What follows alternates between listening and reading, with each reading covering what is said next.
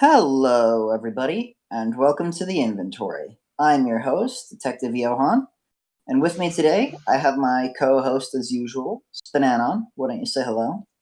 Co-host for one whole year. Where does the time go? And I'm here. Returning from the first episode and several subsequent episodes after that, we have Me. Positive Pharaohs. Hi. Why haven't you been on all of them? I don't know. I was obviously... I was on the first episode, so I should be the obvious choice for the co-host. Wait, were you meant to be on other episodes? Well, I was on that one, I was on like two others, and this makes four. The anniversary. God, Yeah. I'm like quarterly. We would have had Zuja here with us, but she's got some stuff to do in real life, so she's just going to record some questions, and I'm going to edit those in probably at the end or sometime. I don't know. Yeah, she's busy getting stabbed for the 19th time. 19th time in a year. Wow, anniversary. I think that she's been stabbed several more times. I think it's actually 20. Oh man, veteran. Is that including like a safety pin? I don't know. That is a question for her. Being stabbed by an angry person is probably the same, no matter what they stab you with. True. All right, well, let's get into it. Right. Let's see here. So, in case you're not aware, podcast the first SPNatI pretty much started 1 year ago. So yeah, this is episode 26, and we've done it one every 2 weeks. Mm-hmm. First episode was actually on 420, so a couple people passed up being on the podcast. So if I were one of those people, I'd be kicking myself. Mm-hmm. You know we're recording this on 420 right now in some parts of the world. Yeah. The day this episode goes up for me is the day that the character resort begins. Ooh, that's gonna be so fun. Yeah, we got another one coming up. And every fucking resort, like people make their predictions, and then it just completely turns out to be not what we expected. This year, I think Xander's gonna come home with the win. The people's champion. I'm rooting for him. I have voted for him every single vote on every single resort, and I don't plan to change that this year. Why? The Big Bang Theory is coming to an end. He really deserves it. I know. Young Sheldon, Big Bang Theory is over. So, you gotta keep the dream alive. The Big Bang, the Zimbabwe cinematic universe. Okay, for context, when I held the anonymous feedback poll last year, somebody said that Xander looked like Leonard from the Big Zimbabwe Theory. It was a very apt observation. So that's been the most notable thing about him for the past several months. Oh man! And this guy just keeps dodging the fucking axe whenever we come to like call characters. Like, he has just enough lines. He has just enough filtered and targeted lines. He has just enough votes. This man is invincible. He's not dead last in popularity. He's always attached to Buffy anyway. Oh, but no one wants to eat his hair. No, wait. No, that was Nuki sister. Yeah, Buffy was the sister. Buffy was the guy who said that she made a face that resembled his family member, so he didn't want to play with her. I think it was his aunt. Yeah. Not only that, okay, he said that in the first feedback poll that I didn't run, and then I think someone else just copy-pasted that next year for the one that I did run, because it's literally the exact same message. So either that guy was still playing the game and had nothing new to say, or someone else just thought it was funny. Can't wait for the next one. Will that be happening after the resort, I guess? At this time, I've decided it'll probably be like in the first week of June. Ooh. Since that'll be a good 10, 11 month gap between them, kind of like between the first two. Mm-hmm. Yeah, you definitely don't want to have it too close to the resort, because the anonymous feedback is very helpful for the creators to actually improve their characters and increase their chances in the resort polls. Well, it's a little too late now to do it before the resort. Little And bit. to do it right after the resort is kind of like, I don't know, that's a little too much time of being judged and all stressful. Mm-hmm. Just have a breather, I think, between the campaign race of the resort and the heavy written out feedback of the feedback poll, not to mention all the people competing with each other to see who can dish out the biggest burn. That's probably one of the better parts. I'm excited because we've got Natsu here, and we all know that she can cook up a good burn. Yeah, but we're gonna instantly know which one's hers. Because of the way she types. I think She's that just gonna only type- makes it better. She's gonna type out something nasty, and it's like, oh, I wonder who wrote this one, insulting the player's family. But when she does it, it's so surgically precise. But both of them have her and the mask just have a tendency. They have a talent for shitting on you and making it sound really good. Yeah. If only I had. You almost want to thank them. But it's in two wildly different directions of how they do it. The mask is very professional. Yes, Mm-hmm. he has these long posts. Yeah, he kind of smooths it over. He puts on the corporate sleeves. It's kind of like backhanded, you know. And then then Natsu backhand. There's she has text speak, and she just says "Lol, you're a coward. You're gay." I literally bought a shirt with one of Natsu's posts on it because it was just the best thing I've ever read. You use so many words to say you're a coward. Yeah, she's just like, "Lol, get fucked." XD. Anyway. Well, do we have any other topics that are complete non-interest to people not on the Discord? Well, that's a good podcast, guys. I gotta say, it's been a nice year. Yeah. It was real fun to do this. Man, this one just flew by. Yep. All right. Thanks for listening. See ya.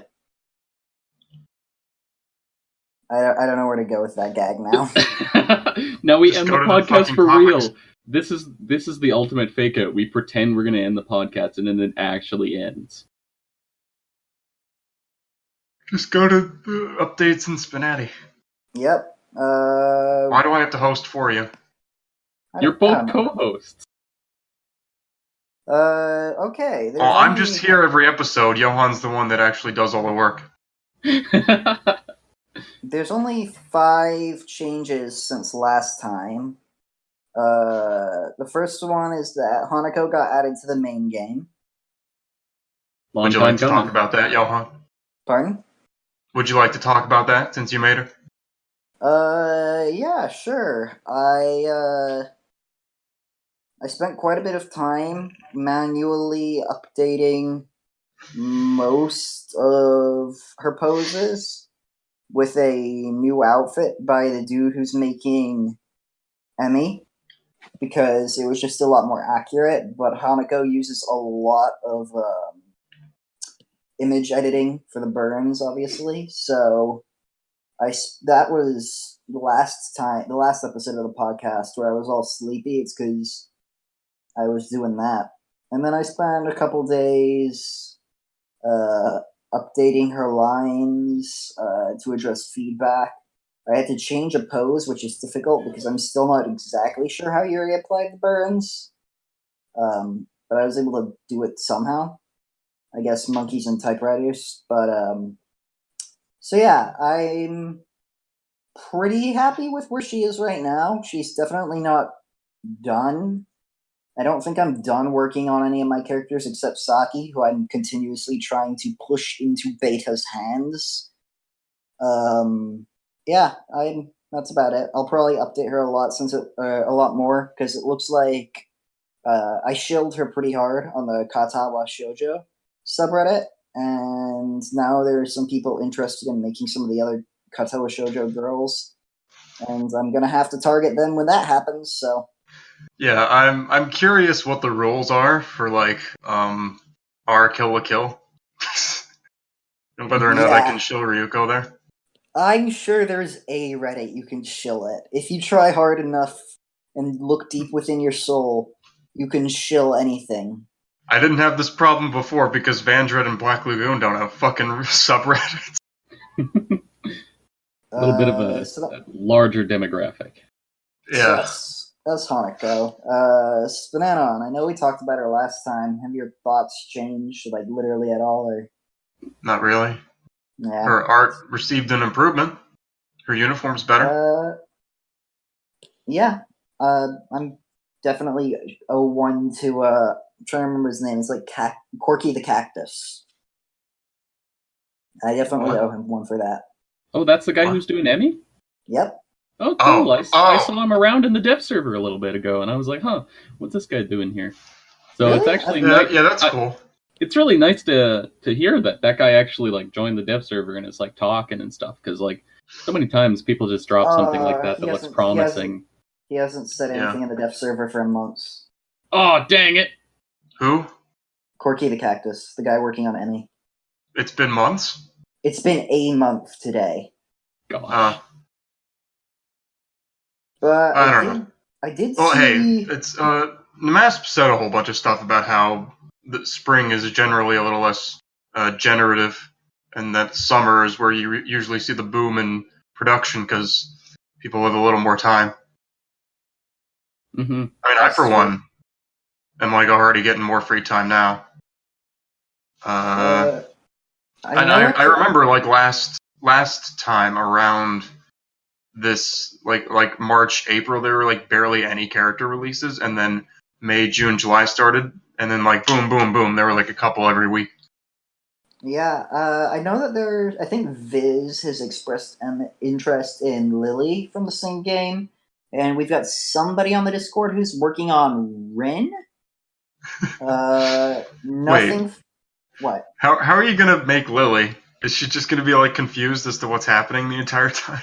I think that they said that they were going to use a Braille cards thing. Beyond that, I don't know. However, consider this. It is far away vision. Is she just gonna be like, oh, I guess your dick's big because everyone else said that? Let me feel it to make sure. Epilogue happens right during the middle of the game. Bam, sexy. Nice. Viz programs epilogues into the game mid-game. I just like the idea of anytime Viz wants to make a character, he just has to implement new features. He's real good at that whole character creation thing, though. Yeah. Yeah, because he's created a lot of characters, and they're all on testing. He just gave an update to HK416. Oh yeah, that was just recent. Who I was hoping would be a little more stoic, and then she kind of turns into Rebby when she starts losing. We'll get to I guess that's just the German way. We'll get to HK416 in a little bit. Before we move on to the next character, Pharos, do you have anything to say about Baconator? Gotta say, she in Katawa Shoujo, Hanako didn't really impress me. But I really like what you've done with her in the game. Her art looks really good. I see that you've been like working really hard to get those lines out, because she's really not your style of writing for characters.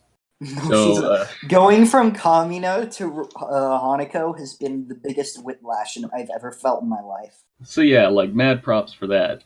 She looks good. Her lines, they're just like they are from the game.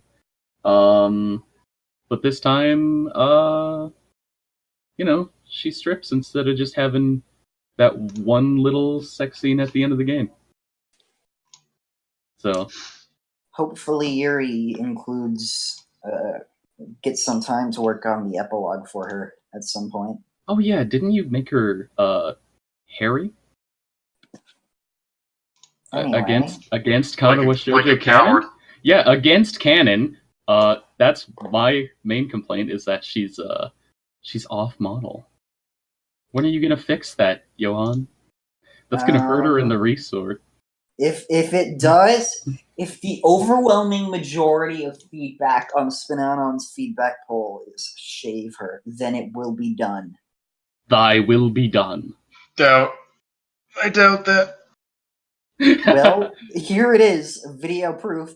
I'll just keep the superior This is version. audio. Whatever. It goes up as a video. Oh yeah, I guess so. On YouTube. I will just keep the superior version in my offline for myself. Why would you keep the shaved version? Anyway, another character. Hair is the human body's natural limiter. Have you ever heard of Samson? Like from the Bible? Anyway, I asked you a goddamn question. Did you? I didn't hear you. Like Samson from the Bible? Yes. What, did he have long hair or something? Yes, it was like literally his what gave him his power, and when he cut it, it made him weaker. Counter argument. Saitama. Counter argument. Goku. Goku's not a Saiyan. Or Goku's not a human, I mean. So, of course, Counter-argument. Saiyans get more power with their hair. You're not a Saiyan either. Gohan? Well, Gohan cut his hair and then he got stronger. Yeah, actually, that's like a huge plot point. Ultimate Gohan has like super short hair. Yeah, he got a haircut in the hyperbolic time chamber, and then he achieved Super Saiyan 2. Yeah. And when he that was the human side coming out. Yeah, because he's half human, half Saiyan. So he had to unlock his human potential, just like that old Namekian dude did to Krillin. Guru. Yeah. Not to mention, Krillin is the strongest human, apparently. He's bald. Yeah, it's science. You can't argue with science. And Tien is bald, and he should be the strongest human, except nobody cares about him. Oh, my excuse for that is Tien is not a human. Yes, he is. He's a Triclops person. They just made that shit up because they asked Toriyama, and he's like, I guess I better come up with an answer for that. He has 3 eyes because fucking Buddhism. Yeah, that's all he thought about when he drew the character.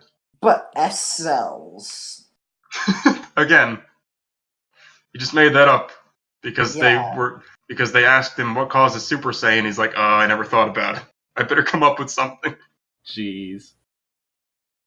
Anyway, the next character who was just added. That's what Dragon Ball needed was fucking midichlorians. God. Nanomachines.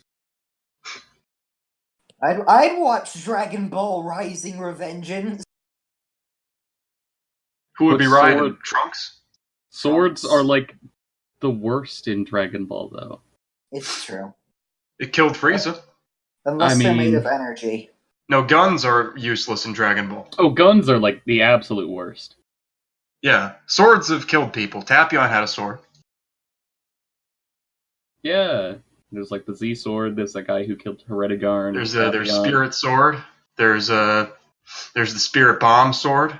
Swords have killed a lot of people in Dragon Ball. I mean, that's a sword powered by fists. Yajirobe had a sword, cut off Vegeta's tail. He killed not Tambourine, Symbol. God, that was ages ago. Mm-hmm. A lot of people have used swords.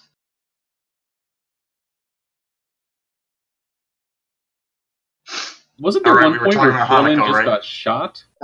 We weren't. We were finished up talking about Hanako. We are about to move on to Kami. Since it looks like Metal Atar is actually going to make it through with updating all 4 Street Fighter girls before the resort. Based. Amazing. He came out of training just in time. I can barely push one character through. To be fair, Ryuko is a lot like 3 characters. Mm. And thankfully, that no longer applies to Cammy. Oh yeah. Oh, that was my Oh, favorite yeah. part of the new update. I've Yes. said it before, and I will say it again, but new Cammy is the best reworked character. Okay, well, let's Well, in okay, terms of let this be a lesson to new creators. Stupid gimmicks, no. Butt poses, yes. I mean, really, that applies to most things in life. You don't need to make an elaborate sequence where she fights a bunch of dolls and then has them all do lesbian sex with her in a thing that breaks a bunch of targeting and should really just be saved for a goddamn epilogue. And more times where she just shows off her butt. Now the thing is, stupid posing can work. Gimmicking posing, well, no. Stupid posing works for characters like JoJo's characters. Do they have really stupid posing? I mean, they It's- have their stands show up, but that's not like. No, Well, at least like- the JoJo's follow the rules of gravity. not in canon. Let me pull up a really pose from an actual Oh god. pose from JoJo's. In SPNatI, they're more reasonable. And it's the opposite. Oh, what, the fucking Polnareff thing? Oh my god, how the hell did you know? Because I've seen you post it. It's the Polnareff. Is that how you say one. his name? Yeah. I don't even know this character. He's the guy with the flat top. Oh, this. Jesus Christ. There are so many like Is he that. breakdancing? No. He's declaring that you will avenge the death of his sister. While standing like a complete idiot? Yes. Does JoJo have any cute girls outside of Jolene? It has a couple. It has... Did Black make the one good JoJo girl? No, there are a couple. There's Foo Fighters. And now it's just gonna be an ocean of dick now. There's Foo Fighters. There's... You better post all this in the, the video so they know what the hell you're saying. I absolutely will. Don't worry. There's Hot Pants if you're into dudes or chicks that look like dudes that look like chicks. There's... I see what you mean. That is a really weird hat. Yes, there's... Oh, that's what you take issue with? That hat is ridiculous. It's a weird everything. There's Hermes. There's the original Yandere. What's her name? Yasua, I think. No, that's the part 8 chick. Oh god, what's her name? I don't know. I'm a JoJo lit. Welcome to the 1-year anniversary of the SPNatI JoJo cast. Yukiko. The original Yandere. Just call this episode SPNatI's Bizarre Adventure. Done. Yeah, so Yeah. JoJo has a ton of chicks. Yari Yari Daze. Oh, by the way, did you know that Juri Han is actually inspired from Jolene? I did know that because someone else said it earlier. Yeah, wasn't that on a previous episode of the podcast? Maybe? I don't Did know you about know on the that- podcast, but somebody said it on the Discord. Did you know that Guile is based off of a Nazi from Part 2? Post him. Yeah, come on, show us that Nazi. Okay, one sec. I'm trying to remember his aggressively German name. Von Stroheim. Hans Gruber. Did you just say Scroheim?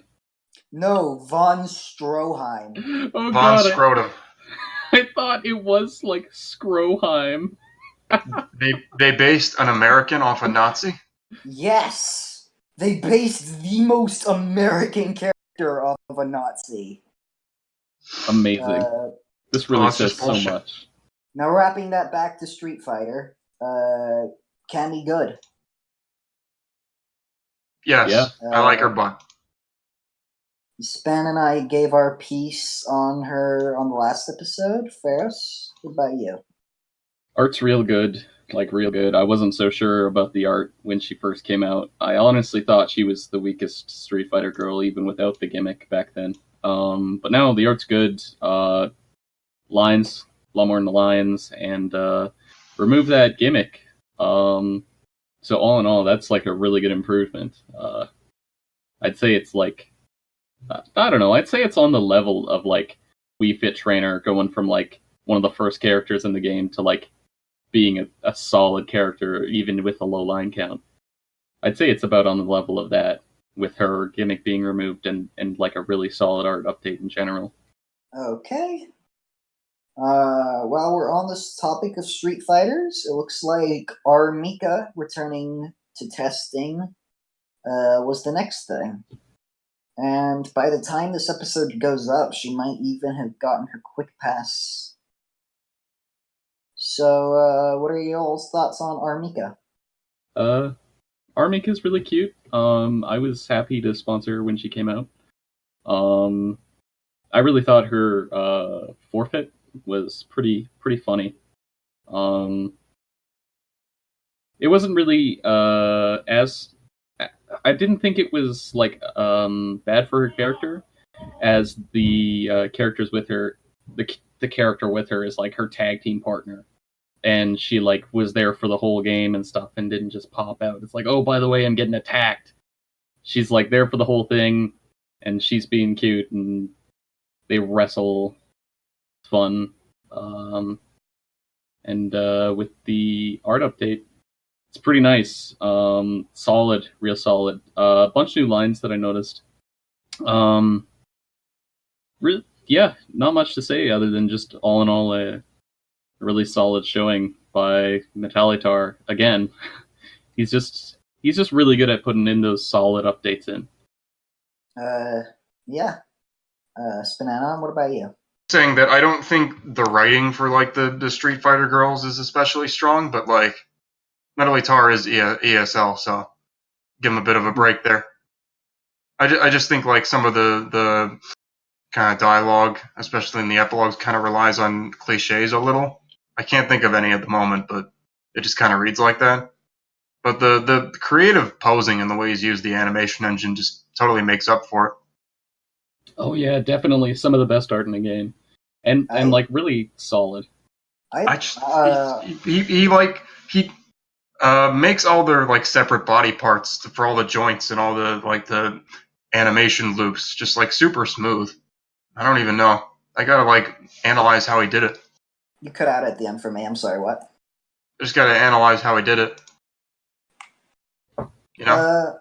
When on the topic of you saying that the I guess the art is much better than the dialogue for the Street Fighter girls. I in particularly I like Jury's writing a lot, but that's just because that kind of character was something I did not know I needed until I was given it. Oh come on, she's easily like one of the best the Street Fighter girls ever. Like just removed from SPNatI, just Jury Hunt. Come on. You know what I've noticed is that a lot of like characters by ESL creators, their dialogue kind of like no matter what they say, the tone feels a little flat. I think they don't quite. I don't know if it's just because like different languages are kind of written different ways, but like some of the emphasis or punctuation just like isn't used to the fullest effect. Like there's rarely like any italics or like emphasis on the right word, and just like they often just kind of now SPNatI. What? Heard you're a racist now, SPNatI. And they just kind of end with a period often, so it just kind of like feels like a really flat declaration. So I think like a lot of them know English pretty well. I think they just need more practice in like sort of conveying emotion and the way English is spoken, so it doesn't sound so flat. English is a very silly language. Well, I just don't know how it compares to like how you would express emotion in like in Spanish writing, for instance. I just don't know.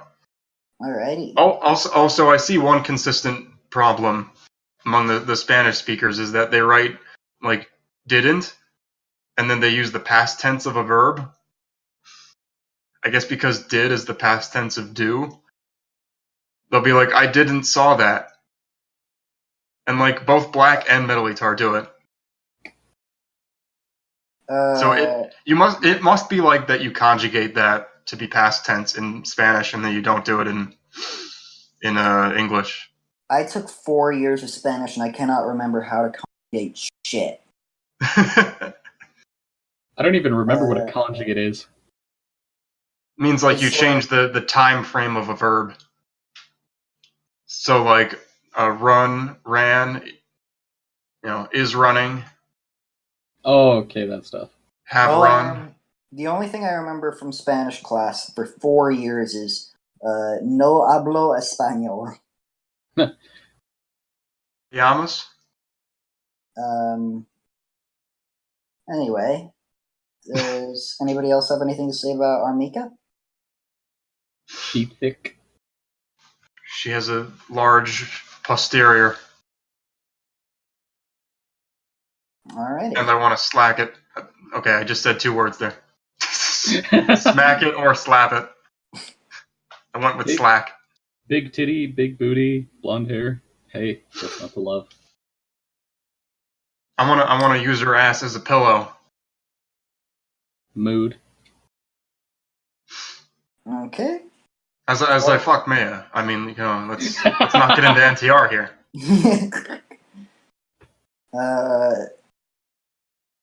Okay, yeah. So I think that she's currently going through a quick pass. She'll probably be in the main game by the time the episode goes up. Question. Yes. Is it NTR if you cheat on the girl? Yes. I think it's actually called something slightly different, but it's like Netori or something. I thought that's just when like you're the person who's cheating. Like you're supposed to identify with them. Yeah. It's still NTR. There is a term for it. And it's like Netori. That's what I just said. Oh. Is that I think that's when the protagonist is the person that's cheating, or like the person that's the one that they're cheating with. But what is it when it's like NTR, but like the person getting NTR is the girl and she's the protagonist? NTR bad, cheating bad. This. That's true. We'll just call it NTR because then it has the same awful context. Oh, let's see here. The next character to get an art update was Mahiru Koizumi. Which seems slightly divisive. A little bit. But, well, Ferris, why don't you start us off? I think this is a kind of a theme. One of those things where I didn't like the character in the source, but the character in SPNatI really makes me want to like the character. This art update for Mahiru, holy crap. Man, this is like a really good art update. I think making her skin paler was a very good choice. Heard you're racist now, Ferris. Hey now. Everyone in Danganronpa is freakishly pale. Anemic. Are you the person that said that on the Echo thread? Me or Farah? No, I haven't. Either or. I haven't checked the thread this time around.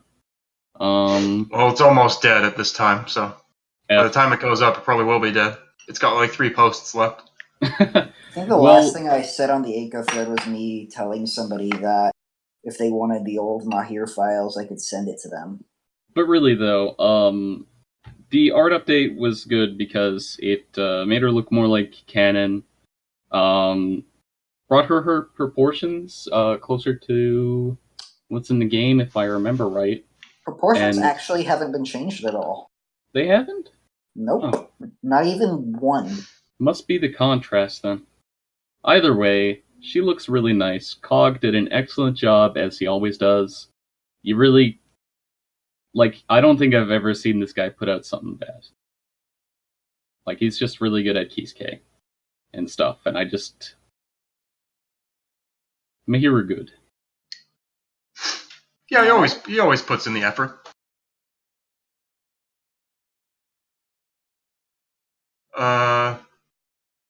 You get like, there's people that say, "Oh, it was this art updates it like a piece of shit. The old one was better," and then there's other people like, "Oh my god, it's so much better."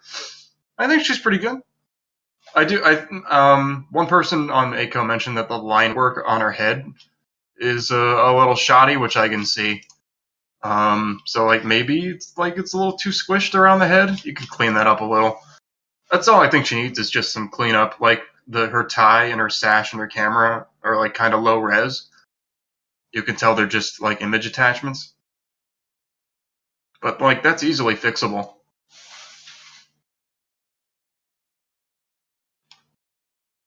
Yeah.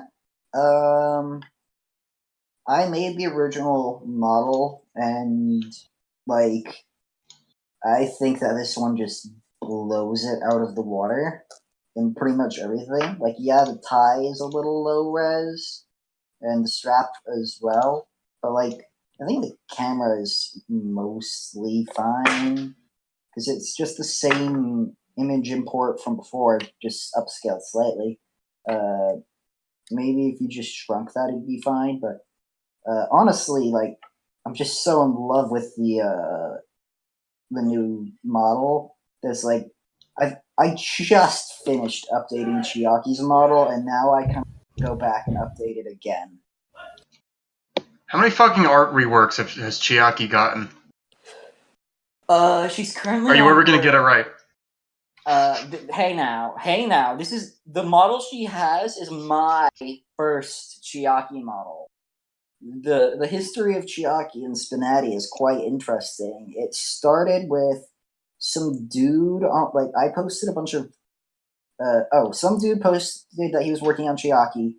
I posted a bunch of really shitty, low effort Danganronpa 2 models, which eventually were reworked into the Mahir model that we used to have. But he saw those models and he's like, "You like Danganronpa? Do you want to help me?" And I'm like, "Sure." And then I wrote like 500-600 lines in a day or two, and he's like, "Oh, okay, thanks." And then we got her on testing, and then I went away for a while, and then I came back, and she had died, and I messaged the original creator, and I'm like, "Hey, can I revive her?" And he's like, "Sure, yeah, why not? She can be yours." And then Kuro did the art, and then we got image imports, and I figured, fuck it, I want to update Chiaki's model. And then I updated Chiaki's model. And now Cog's gone and made Mahir's model really good, and I want to make Chiaki's model look good with it. Honestly, I thought she's looked pretty okay the entire time. Like even that first model, like she still kind of looked cute. It looked like her. It was just amateurish. I don't think I've ever seen the first Chiaki model. She honestly like looked fine. Like not very accurate, but it looked like her, kind of. Yes, Ben, but I always strive for greatness. Yeah, I'm just saying, it's not like it's funny with how many reworks she's gotten on the art. It's not like she started off particularly bad. Yeah, I'll see if I can find an old image of her, and if I can, I'll put it up right now. Wow, that looks. Yeah. Wow, that's certainly a model that I can see right now. Yeah, that is. Yeah, it doesn't seem to be in the files anymore. No, I'm gonna search the GitLab, but I'm just gonna put it in the video. Amazing. Now. Well, now I have to watch the video now too. Yeah, so my hero is very cute, and I like that art. Oh, I found the old model.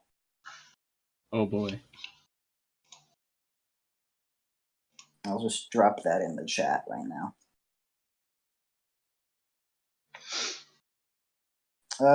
Anyway. Any second now.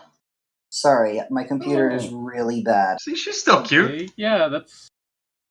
You can tell it's her. That's definitely She just got default face. I love how you used the little heart instead of the Galaga thing. I didn't make this model. Oh right, the other guy did. But it's still very clever. It's a likeness. You can tell it's definitely Chiaki. Yeah. Oh, it kind of looks like a cosplayer. So that now moving past reworks and being brought to the main game, we only had one truly new character. Yes. Remember hit when it testing. was mostly new characters and not just people endlessly updating their own art? Yeah. Hashtag just resort things. There's been a lot of like in the past few months, there's been a lot of just like characters on testing just being art reworks. And like people like the general player base, at least on Echo, like started complaining that it was like a whole month of no new characters, and like, well, they're all busy updating their art. Be the change you want to see in the world, guys. I will help you learn how to make characters.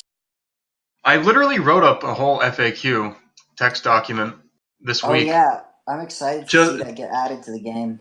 Yeah, so it actually gets added to the main menu, that and as well as in game. That way, hopefully, we can cut down on the people asking the same damn questions over and over and over and over again. Because I don't blame them. Like, edition is not coming back. There is a ton of information about how the game works that is not obvious just from playing the game. You'd have to ask on the Reddit or the Discord. So I totally get it why they keep asking. There are parts that even I don't understand. Yeah, well, I did my best to answer all the questions. You can read it for yourself. But it's stuff like, this character used to be in the game. Where are they? And then I explain like why we have to cull and how we've culled in the past, and who's next, and just who made this game, who made all the characters, how do I make a character, where do I find how do I download the game, stuff like that. Yeah, it's definitely going to be a nice thing to have, and I think that given that the front page is half of your characters, I think that you are the man to do it. Aww. It would be 3/4 if Jura and Maya weren't forced to separate, and Maya had to go to the back of the bus. Maybe Monica might have been first front page, but Viz has said that is not allowed. Well, Monica didn't have the votes for that. I think she and Natsuki were pretty close. I think Natsuki did the best out of the Doki Doki girls. That might change a little bit, because I made Viz for no real reason. I recreated one of the backgrounds from Doki Doki Literature Club, and I'm helping him with a Sayori and Monica duel epilogue, so... Ooh, are we gonna get her back? Back? Monica and Sayori have already been in the main game. Damn, what the hell? Did you think that Sayori was still gone? God, yeah? What the hell? She's on page 3, dude. Oh my god, what even? Sayori has been released to the main game for months. Oh my god, what am I even doing? Well, you've really spent this past year engrossed in SPNatI, haven't you? Well, I have. I've played all the new testing characters. Member on the Discord. I test all the new characters. I see when they get added to the game, but somehow I need to know if Pharaoh sponsored her or not. I don't think I did sponsor Sayori. She just slipped past me. I want you to have sponsored her though. She's so funny. When did she even get sponsored? Holy crap! Not several resorts ago, but at least a resort ago. Oh my god. Well, anyway, while I'm looking for that, Pharaohs, how about you talk about Sakura?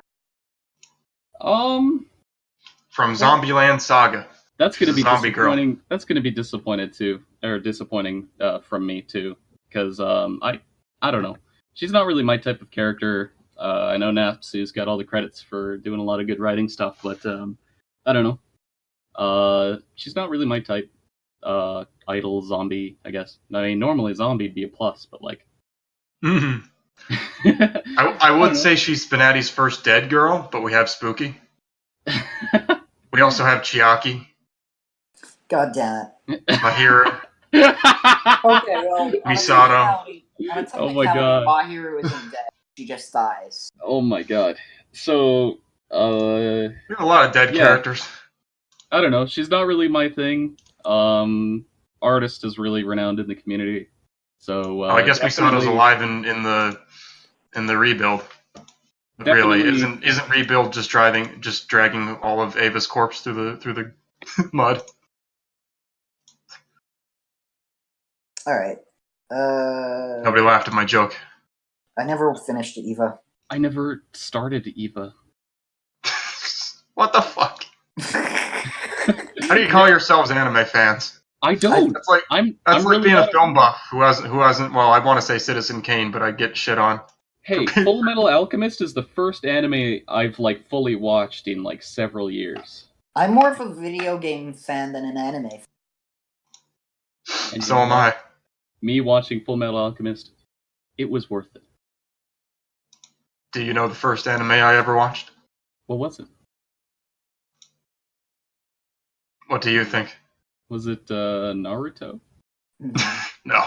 There's no way that SPNatI has watched. I haven't watched like any big shonen series other than Dragon Ball. No Naruto, no One Piece, no Bleach or whatever. No Hunter x Hunter, no Yu Yu Hakusho. Anime fan. SPNatI's first anime, probably Dragon Ball. No. Was it Vandred?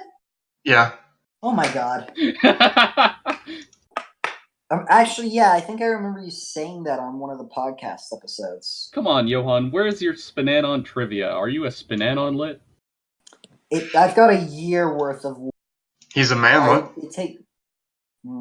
He's your co-host. So SPNanon. There's a reason I'm unreasonably attached to it. It was your first. Probably why I still like Yu-Gi-Oh. Was that your first anime? Yes, it was. Anyway, back on the topic of SPNatI. SPNanon, what are your thoughts on Sakura? Well, dead zombie girls really aren't my thing, but I definitely think I don't think she's there yet, but she has a good start. You can definitely see Napsu's talent for like personality writing. I kind of get what she's all about. I like how she mostly stays positive, so she has a decent character. Like I think she has a pretty strong personality to work off of. It's just at this point she is a little repetitive with her lines, and she just needs some targeted lines because I don't think she targeted anybody. And she definitely demands targets herself, considering that she kind of loses her head at one point, and also rubs off all her makeup to reveal that she is in fact a zombie. She does have some targeted lines, mostly.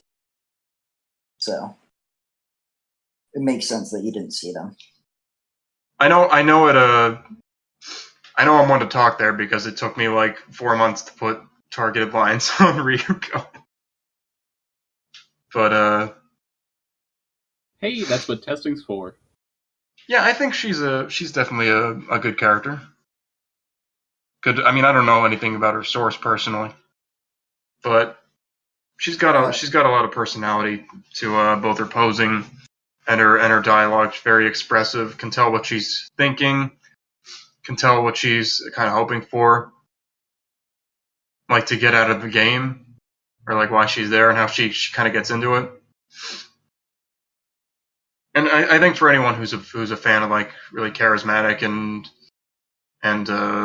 like upbeat and bubbly, but also dead girls, then she's definitely a good addition there. So I'm excited to see where she goes. Also, how many characters are named Sakura? So many. It's like John. It's like the name John. There's a Sakura from Dangan. Sakura. 5. There's Sakura from Naruto. There's Sakura from Mantis Chan. There's Sakura from Cardcaptor Sakura. There's Sakura from fucking Fire Emblem. I love There's how Is there a Makoto in Danganronpa? yes. He's Of the course main there is. char- He's He's the main character of the first game. and he's a manlet. Well, I don't see how that's relevant. There's also Makoto in Persona 5.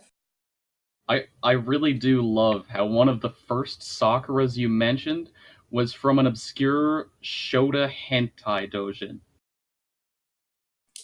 There's Sakura. Classic Johan. I play Yuri. Chris Hansen, don't The shut strongest down this gamer in the podcast. world. There's Sakura from Street Fighter. There's Sakura from. Okay, Metalitar already has a model for Sakura from Street Fighter. Wouldn't be surprised if he made her next. I would welcome her with open arms. This mad lad is single-handedly creating franchise fatigue for Street Fighter. Okay, when are we getting Zangief, though? Come on, Metalitar. Hopefully never. Come on. I don't think he gives a shit about the female appeal. He doesn't even make epilogues for women. There's Sakura from Stay Night. That's Nessie's #1 waifu. There's Sakura from. God, there's one I'm missing. I'm sure there's plenty of Sakuras that you're missing. No, but there's one I'm thinking of and I'm missing. There's my ex-wife. Huh? My ex-wife, Sakura. Yeah, don't you know, like, his old wife? She took the kids, Johan. There's fucking Sakura that I'm trying to remember that I cannot. It'll come to me. Don't worry. Just go to the next question and then think of it. Wait, but I didn't say what I thought of her. What do you think of her? I think that she's good. I definitely think that Napsu is consistently making good characters. Going into I pretty much knew nothing about her except that she was an idol before playing her, and now that I know I've played her, I know that a bit about her idol. I know that she's part of a band. I guess I knew that she was a zombie. I definitely know that she's got that upbeat kind of idol personality. I liked a lot of her forfeit lines. Overall, I just thought she was a generally pleasant character. I do think she uses the whole idol thing pretty well. Yeah, absolutely. To inform her character. And that, everything is kind of viewed through the lens of that. And that's really what you want to avoid sounding generic. Yeah, it's definitely a way to make a more kind character without them feeling Jane Doe-esque. And so I applaud her for that. Last character to have been added to testing was HK416, returning to testing. Barrows, you really like Girls Frontline? What are your thoughts on her? Yeah, I guess I'm probably... It's pronounced Grills Fortnite. Where are we dropping, boys? For a second, I thought you were actually going to correct my pronunciation on Girls or Frontline, and I was just not ready for that. I think HK, once again, just a really solid addition by Vision. In the game, she's kind of like, soldier. She's like, I think originally when the admin of the Discord, Medic Mix, was telling us about her, he was like, oh yeah, she's kind of got this kind of I'm the best god complex about her. God damn it. Don't edit it out, you fucking coward. Edit I it won't out. edit it out. I'll just bleep it. I'll make people wonder what it was. Oh no. But yeah, after having played the actual game myself, Are we gonna get it complaints kinda- from Germany? Stop. Horse Are Killer we gonna is get German. taken down Horse Killer is German. by YouTube Germany? Oh god, I lost my train of thought. Yeah, she's kind of got like this god complex about her in the game. Yeah, HK416. You know, I once knew a guy who, like, in his shirt pocket, he had a little pamphlet that said "train of thought," and he gave it to people when they said they lost their train of thought. That is brilliant. And looking back, that's a Johan move. I carry around a very small, I don't know why I said small, it's the normal size. I carry around a reverse card from Uno in my wallet. Jeez. Along Probably with get a lot of use out of that. Along with all 5 pieces of Exodia. In case you ever need to just cheese your way through a Yu-Gi-Oh game. Just in case I need to obliterate somebody. 416, in the game, she's kind of got this god complex about her. She's like, knows she's the best. She knows she's like hot stuff, and I think Vision did a good job at portraying that in the game of SPNatI. Also, she looks real nice, and that's like... She's 90% leg. Yeah, that's like half of her appeal. She's 416% leg. You know what? I have a question. Okay. Is Exodia the strongest card in Yu-Gi-Oh? Exodia has 5 cards. Yes. And also Strongest thing in Yu-Gi-Oh. Well, its stats are pretty low, but having all few ways to win the game.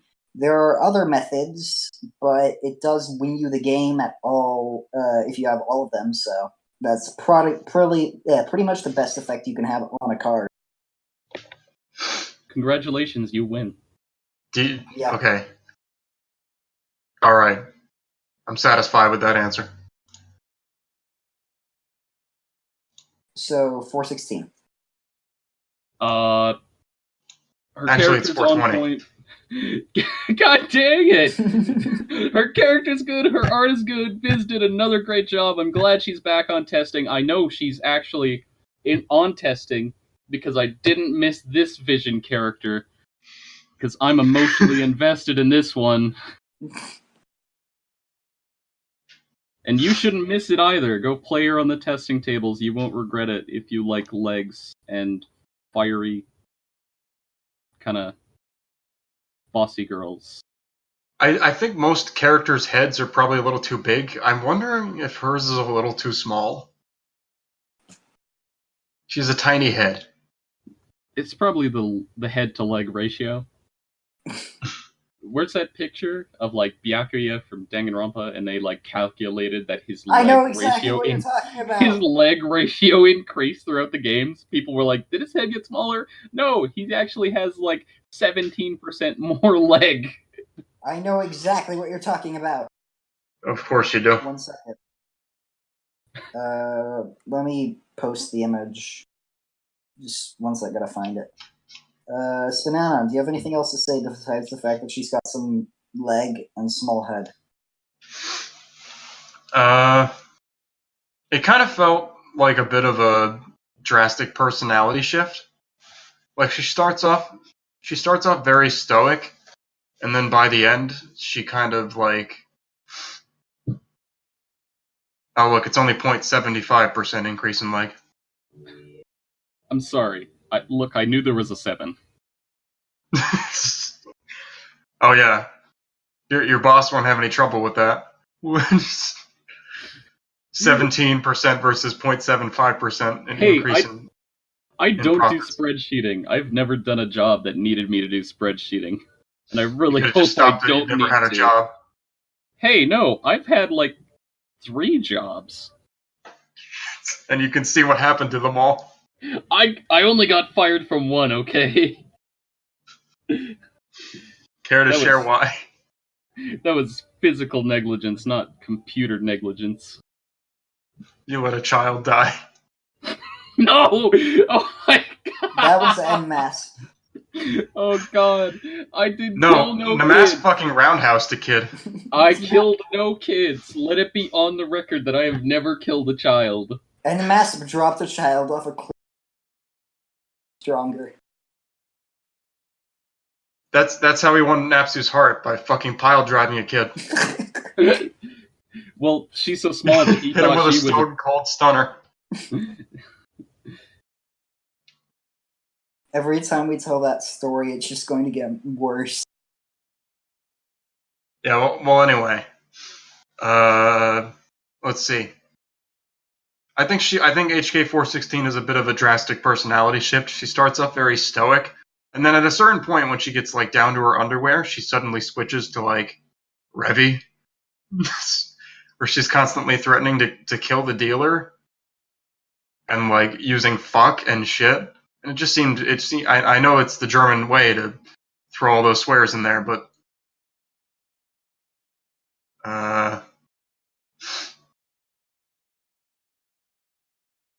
hello? Hello? Yes, we're still Okay. here. I was just letting you speak. No, I was just making sure it didn't fucking internet shit itself again. You still alive? So I'll be talking to myself for like a full minute, No, then no one will respond. We can still hear you. Yeah. So I think that could be like foreshadowed a little better. I guess she's like losing her composure. Mm-hmm. Yeah, because she's like the leader of a squad or whatever. But like, I thought she was like a robot, so how could she do that? She is an android. Okay. Why does she have emotions? Because they were civilians first, and then the war broke out. Someone made evil robots that were built to fight first, and then like we had all these waifu bots running around, so they just gave them if guns. They were originally humans, doesn't that make them a cyborg then? No, they were like civilians, civilian android people. Oh, okay. And then like all the humans died because we're weak. And then they're like, hey, we have all these waifus running around. Let's give them guns, name them after their guns, and send them after the evil robots. And this is like a mobile game? Yes. Yeah, just like XCOM or something? No. Well, it's like a company made evil army robots to kill people, and then they killed most of the people, and then the humans used the waifus to attack. And with less people, you can have the waifu bots to yourself. Well, exactly. Actually, there's like, you can marry the waifu bots. It's now 10 waifu bots for every man. You can actually marry like as many waifu bots as you want if you like save up the gems for it or whatever. They're pretty good with it. It's not unreasonable for you to marry like 3 gun android. I feel like you wouldn't want to piss them off. Oh, well, some of them you wouldn't, of course. HK probably one of them. I don't think she cares for the laws of robotics. She didn't seem to. No. Yeah, I think just smoothing out the personality shift a little and kind of foreshadowing that she's capable of that would help a lot. I think also she got a little repetitive with her generic lines. I can't wait until someone makes another gun girl like IDW. No, I'm not working on one. Oh no, don't make IDW. IDW, then yeah. She is the worst. Do not even try to put her in the game. I think I was just hoping for stoic waifu, because that's what I like. And when she kind of switched to Revy, it wasn't what I was expecting, so I didn't like it. I like Maya and I like Revy, but put them together, I don't know. It's like I don't even know, ketchup and pizza. People do that. They better not. They do. Johan, you boiled the pizza. He did. Oh man. And then he ate it. And then he got sick. I did. It's probably because you destabilized the preservatives that were in frozen microwave pizza. I think that's, I don't know, that doesn't feel like a good analogy to me. Revy's more than just ketchup. She's like fucking, I don't know, like Vinegar. No, she's spicy. People put vinegar She's like a on their fries. She's like a Carolina ghost pepper. You're supposed to taste those, not eat them. You Have don't. you never seen the videos of people like eating ghost peppers and they can't talk for 10 minutes? Yeah, do you remember that one video of that like kid in the bathroom who eats one and then he just like goes insane? They were like, "Dude, don't swallow it," and then he got scared and he swallowed it. Oh man, poor guy. It's like the same physical response as like being on fire. Yeah, it's like That's every time metal. you tell someone to calm down and then they just get more worked up. Oh god. All right. It started with the discussion of Sakura. Oh, I know, HK416. Yeah. She's not in the agenda. I forgot about her. It's fine. She was added before or after I finished writing the thing, and then I forgot to add her as well as add another question. It's fine. Don't worry about it. That leads us to upcoming projects. Ferris. Oh, one thing I can say about HK416 is that in like the masturbating and finish stages, she didn't say too much. I kind of like forgot she was there. I think you could expand on that a little more. I mean, that's not easy to do when they're like stoic and quiet, but one of the I think she didn't move much is the thing. So I think some pose variety would like draw my eye to her a little better. So that's my advice. Well, there's words from the master. Master of pose variety? Masturbator. Oh, well, none of us are guilty of that here. No, this is a Christian podcast. That is a sin. I would never partake of a sin of such a carnal variety. We rep VeggieTales here. The only thing worse than pornography is the people that produce it. Absolutely. Yeah, screw those guys. So speaking of making pornography, let's go over our upcoming projects. Ah, yes. Ferris? Well, I don't know. I got a project out. Shao Tucker, Full Metal Alchemist, April Fool's character, good guy. You should apologize. No, I'm not apologizing. What I am doing is I plan on updating him. So I need to give him targeted lines. I need to give him more line variety. I don't think he needs any more poses because I couldn't think of any more to ask Bagel for this previous April Fools. So I think he's good with the amount of poses he has right now. I'm probably just gonna give him some targeted lines, some more variety in what he says. So it's not all about the amazing finishes he has. Beef up the dad jokes. You know, it was said on the last podcast that talked about him that he felt like the most like a normal character, and I feel like normal characters have filtered and target lines, so that's probably on the agenda for him. And then actually, Derpy felt like the most normal character. Yeah, because she was a woman. This is so sad. In an alternate universe, instead of the main game, Show Tucker was. And the thing is that one of the creators out there was so impressed by my work on Shao Tucker's lines that they approached me for working for a character next year. Oh, I also got an offer for an April Fool's character next year. That's going to be fun. I'm really looking forward to the character for next April Fools because. So are you just going to make April Fool's character? I don't know. I've been in the community for like what 2 years now. That's probably when you joined the same day I did. No, the Discord. Yeah, I found SPNatI and was like on the Reddit when Lynn came out. I think it's like February 2017 or something. Sounds about right. Yeah, so finally I got a character in, and it's like an April Fool's character with like 40, 50 lines. So I want fuck. I want to beef him up a little bit more. Work on that one for next year, and really. So you remember when there was only one Fire Emblem girl? Yep. I actually wouldn't have played the game if there wasn't that first Fire Emblem girl. So I remember that. I remember being the one who changed. But yeah, really, I have nothing planned for a long time. I don't know. I'm really not the best with getting consistent work done. So I figure start small. That's why you're out of 3 jobs.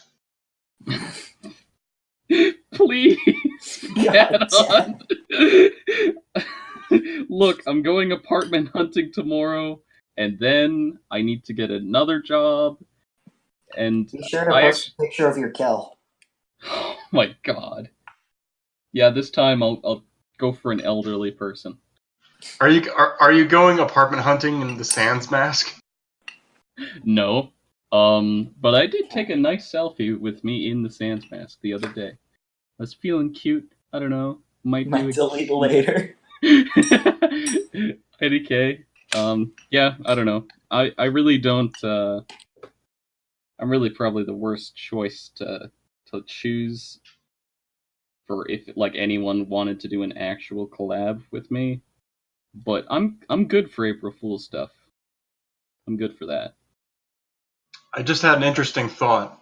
So, what if the like the designated epilogue farmer character with the fewest layers? Let's say they just have 1 layer, so they're better than Felicia. What if that was a man? Oh my Would they god. would they still be the most played character? Like, would people still pick them just to farm the epilogues? This is the perfect time for Zangief. Get on it, Metal Tsar. He just takes off his Speedo. This is amazing. How has no one thought of this, SPNatI? Not even his boots? No boots. Well, he has to take off the boots to take off the pants, and then by the time he realizes it, he's already taken off the boots and the pants. So, I mean, he's not the smartest. Can't he just rip the Speedo off? He bends over to take off his It's Velcro, so he just rips it. He just flexes and it shatters. It's like the Hulk Hogan shirt thing. It's like with Derpy. Yeah, so like Derpy would be the best replacement as the epilogue farmer because she only has 1 layer. But like, what if it was a man? Because Felicia is far and away the most played character, just for all the people that want to unlock all the epilogues. I think I remember someone saying that she's actually not been played as much, but I can't remember for sure. Well, I think that just means people need to make more epilogues. Well, only the mods know the play statistics. They just told us that Felicia was the highest. I did see someone complain a few months back about how like the newer character releases don't have epilogues. Mm-hmm. And they were kind of sad about that. I noticed it too. It's like, which, not to toot my own horn or anything, but Ryuko has an epilogue for both genders. This is why you're on the podcast. Mm-hmm. To sell myself. Yeah, this is the perfect time to talk about your upcoming projects, isn't it? Oh, wow, Pharos. I guess you are one of the hosts. I've been on here like 4 times. I know how this is done. A third secret host. Okay, yeah. So, last week I put Ryuko up for sponsorship.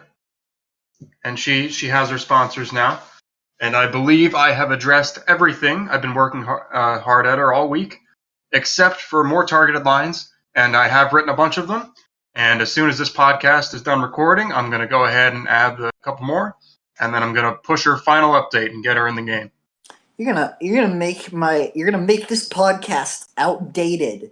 This podcast you were on, you're going to make it outdated. Well, I know it's coming, so I can talk about it.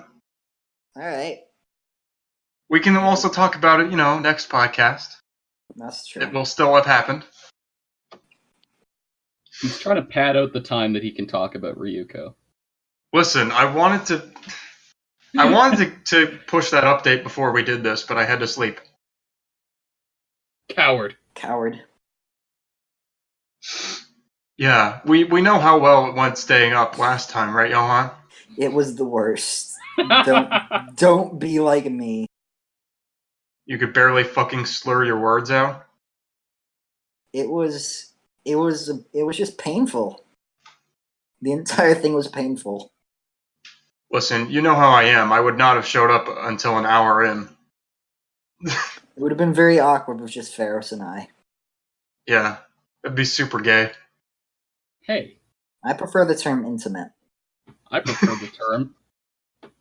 Actually, no, that is pretty gay. That's But is it a problem though? If you're going out to eat at a restaurant with your male friends, there's got to be 3 of you.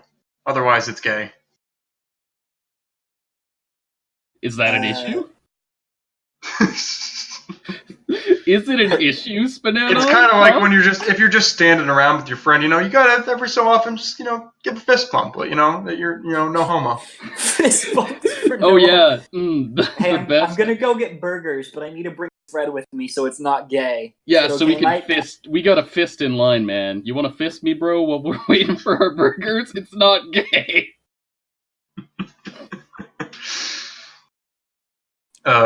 Yeah. So that's what I've been up to. She's not going to get to like all the must targets right away, but I'll get to that in time. What I focused on is replying to the characters that the people who sponsored her were big fans of. So Kamina got a lot of attention.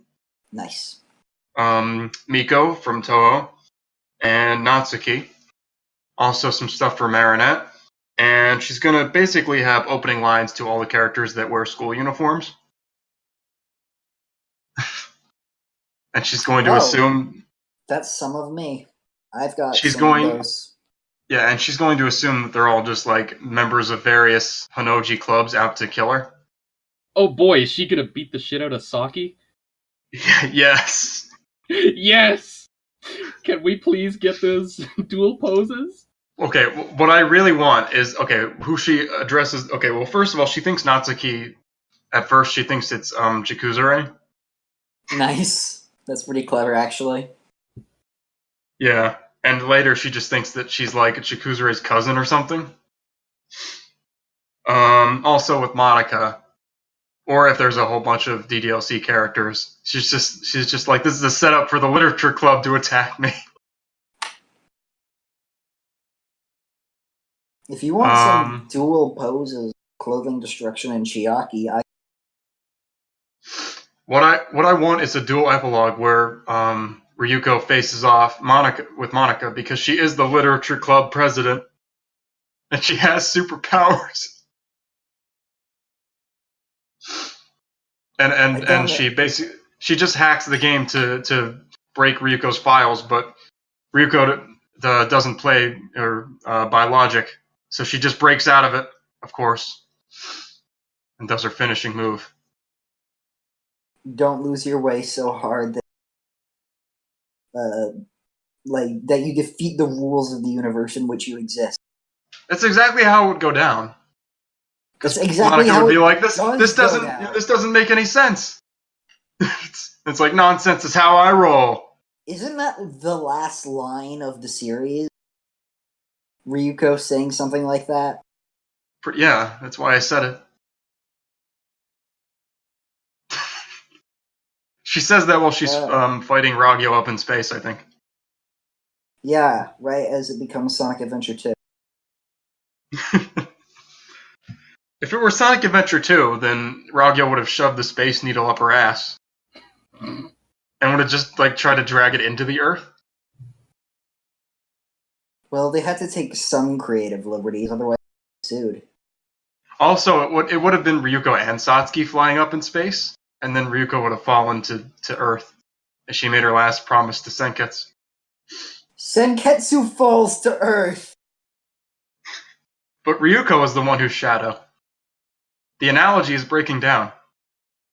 Attention! Ryuko is a little bitch! What? It's a Sonic meme. Okay. Raggio pissing on the moon. Don't worry about it. Anyway. Who would Dog, Knuckles be? Gamagori?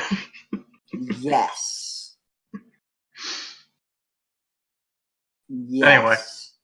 And then the series would end with Satsuki saying "Sayonara, Ryuko Matoi." That's how it is. What are you talking about? And then they return and kill the Kill Heroes.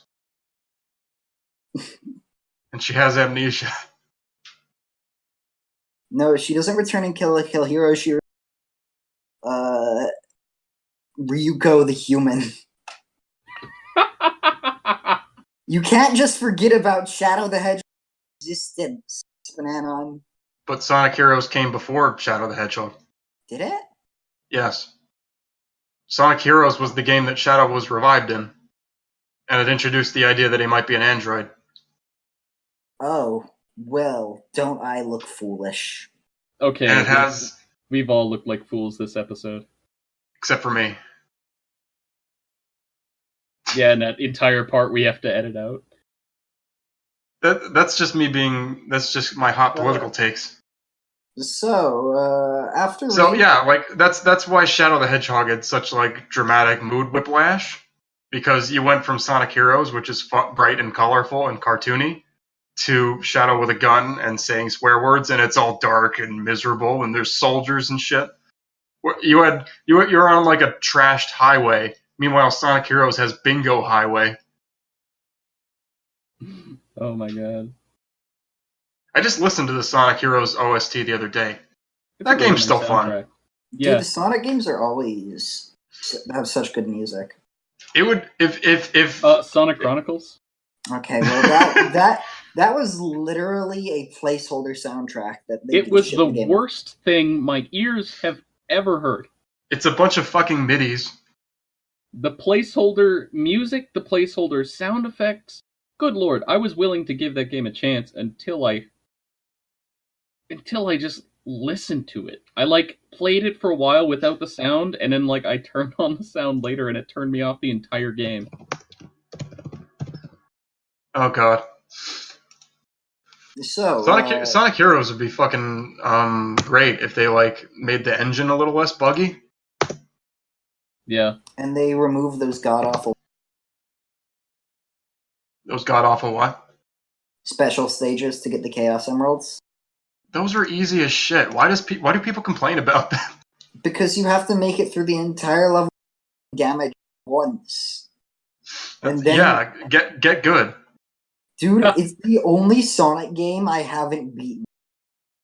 Wow. I have 100% at Sonic Heroes. I love it. Sounds like someone's a fake Sonic fan. I have 100%. Are you telling me you haven't gotten an A rank on every mission? No. I did in Sonic Adventure 1. I haven't had the time to do it. Sonic Adventure 1 doesn't have ranks. Okay. Adventure DX has those bonus messages. They're bonus missions. Johan, let me share with you how to beat those special stages in Sonic Heroes, okay? You ready? Okay. Switch to power and never pick anything but power. Does that work? Yes. But I want to be SPO. But you spread yourself out so that you can collect more of the orbs. But I want to be SPO. Well, they use the least power when they boost. But I want to be SPO. They're the second fastest. But I want to be SPO.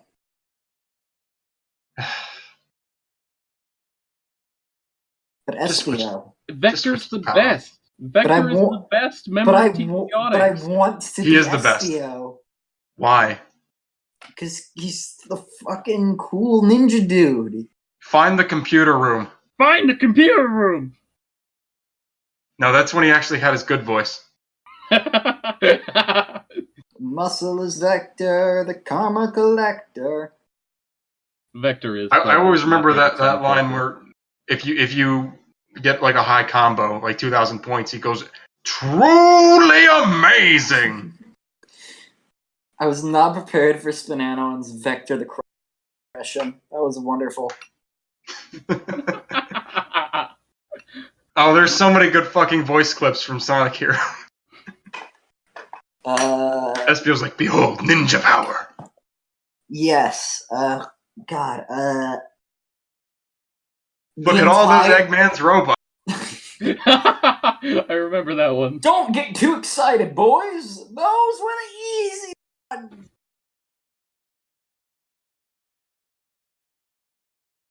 And then Knuckles just swearing every time he punches something. Shift rock. You have such a dirty, dirty mind. Anyway, You think he's just saying shit rock? pretty much. I like my entire childhood. I heard shit. Fuck yeah. Wow. What comes after Ryuko? Oh, are we done talking about Sonic Heroes? We are at an hour and 30 minutes, and we haven't.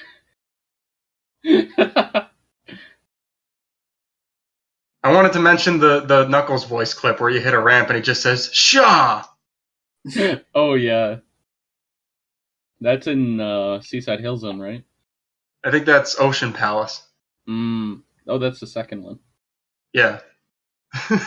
Ocean Palace. Seaside. Also when he punches, he says shit. Yeah, I said that. He says shift. It's very obviously shift. Oh, when you play Pokemon Stadium 2, sometimes you get a crit, and the announcer says, right, that's a hit. It always sounds like he's saying, Christ, that's a hit. Figured I'd throw that one in there. It's amazing. You know, those misheard announcer things always just really, really annoy me for, like, no reason.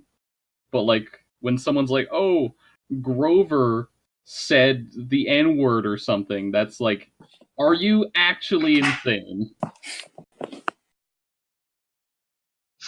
Anyway, SPNatI. Okay, so, After yes, Ryuko. We were talking about Ryuko.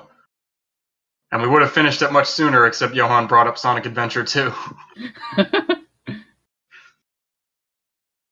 So yeah, she should be released soon. I believe I've addressed everyone's concerns to a decent extent. Yeah, stuff like I took out the nip slips when she's transformed. I gave her Mako's little snot bubble a tail. I think it looks okay now. I mean, not if you zoom in, but don't zoom in. Why are you zooming in? I gave her some player filters, or like some filtered lines for like hair colors and body types and school uniforms. She's going to target a bunch of different people now, or at least get started on that. I think that's everything that people want. So she should be in the resort poll.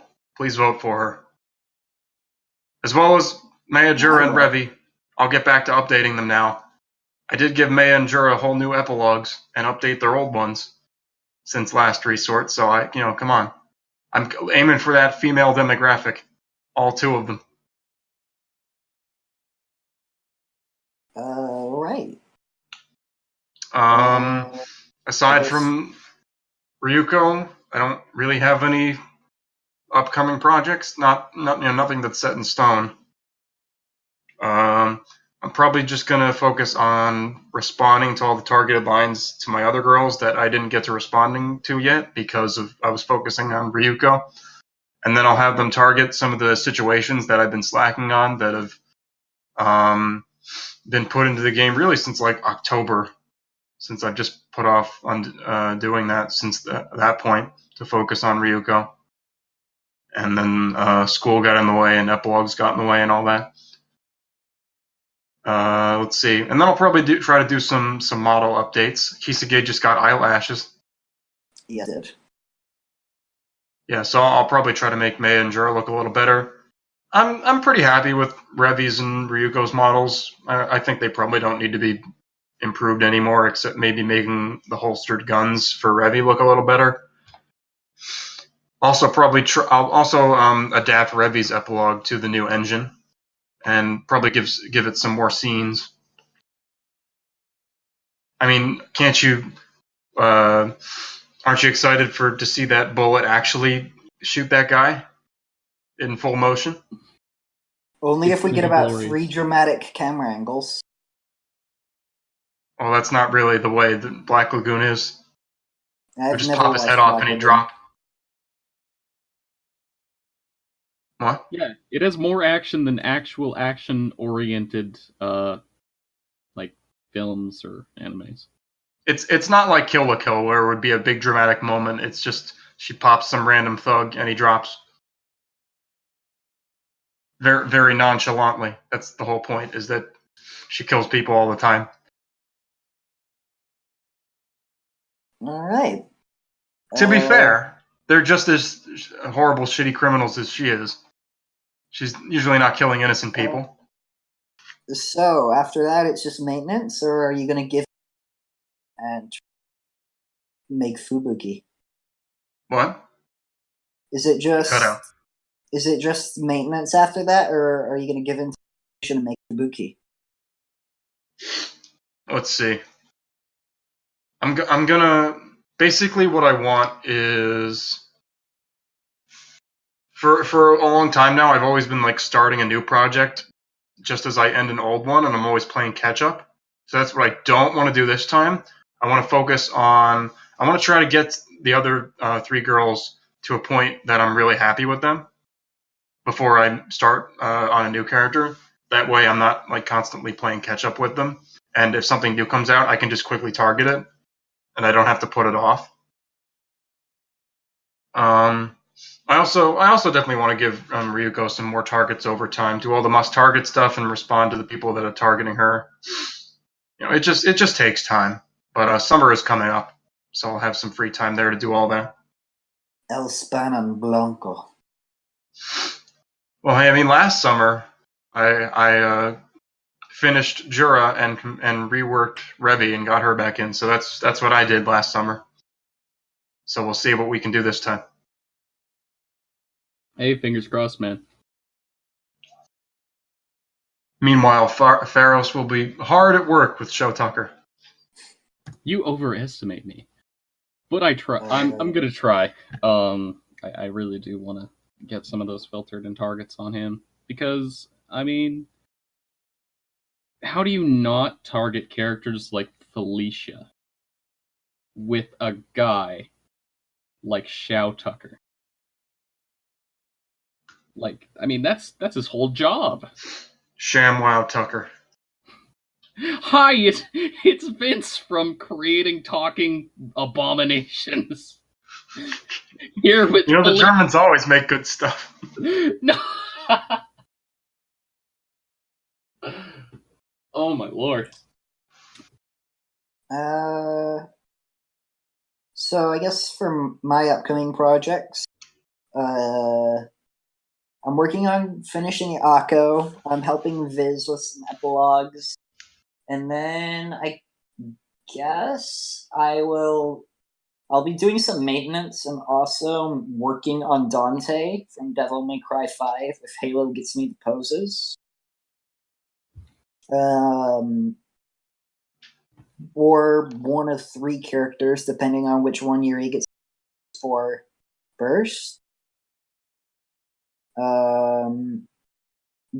That will either be Mikan Sumiki from Danganronpa, Stalking Anarchy from Penny and Stalking, or 2B from the Automata. I knew a kid in middle school who actually bought a ShamWow, and it didn't work. This is so sad. Was it a sham? Wow. My hero. No one's gonna get that. We have been going for an hour and 37. We have not mentioned one. Should we get there? This is the anniversary. It should be the longest episode. Yeah. Just like the first episode was like 30 minutes long. Did you guys play Sonic Advance? Yes, I did. I have played Sonic Advance. I've played all 3. It's a great game. One. Are the second and third ones any better? I remember. Oh God, I just remember this thing from my childhood where. You know that meme about my parents coming in, me hiding my Game Boy underneath my pillow? Yeah. Yeah. That was literally me playing Sonic. I came into my room when I was in like first grade, and he like saw me playing Sonic Advance. All the Sonic Advance games are pretty different. Advance 2 is a lot more on rails. Advance 3 has like team mechanic where you get like new abilities. They all kind of have like cheap level design where you just run right into spikes and shit. Yeah, there's a lot of bottomless pits and crushers. Like that made a man out of me. So zoomed in, right? I was playing Sonic Advance 3 in first grade. My dad came and he took. It was like 1 o'clock in the morning. It was the first time I ever stayed up stupid late playing video games. Came and took my Game Boy away, and I second secret Game Boy from under my bed. Outmaneuvered. Did you like take the cartridge out, or? No, I just started playing a different game. Which game did you play? Sonic Advance 2. Nice. Oh my god, that's amazing. Oh yeah, they're all pretty good though. I mean, like there's some cheap deaths, but I think they're like more of a Sonic 4 than Sonic 4 was. Of course, now we have Sonic Mania, but before Sonic Mania, like Sonic Advance was Sonic 4. Sonic like they're still 4 good. was just really bleh. I have not played Sonic 4. I have bought both of them because they were on sale for $1. Yeah, that's like I'll play this shit for $1. It really feels like a Sonic fan game more than an actual Sonic game. There's really nothing to it. It's an ugly game. The game design's ugly. Here's the mistake they made with Sonic 4. Okay, they looked at Mega Man 9 and they were like, "That was successful. Let's make Sonic 4." But they didn't realize they should have made it exactly like the Genesis engine. Yeah. They shouldn't have done 3D and made shitty physics that nobody liked. They should have made it exactly like Mega Man 9 did made it like an NES game. They should have made it look exactly like Sonic 2. Wasn't like the best engine for like the first 3 Sonic games made by some dude who released it on Steam or something? I think I remember hearing something about that. I don't know. I like the people who made Sonic Mania like did it perfectly. So have you guys ever played that Sonic fan game that uses "It Has to Be This Way" from Metal Gear Rising final boss? That sounds like the most Johan thing I've ever heard. I don't know that song. What? Do you know the Senator?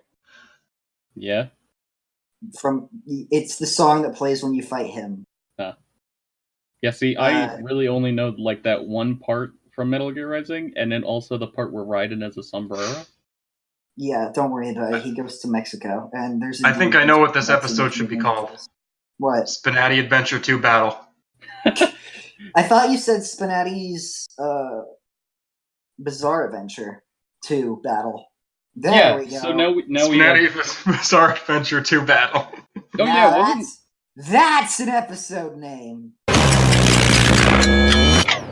Completely forgot. So back to Sonic Advance. No, they're all pretty good. Surprisingly, you would think that Amy would be like the least fun character to play because she can't spin jump. She has a hammer. Yeah, she's the most fun because it's harder.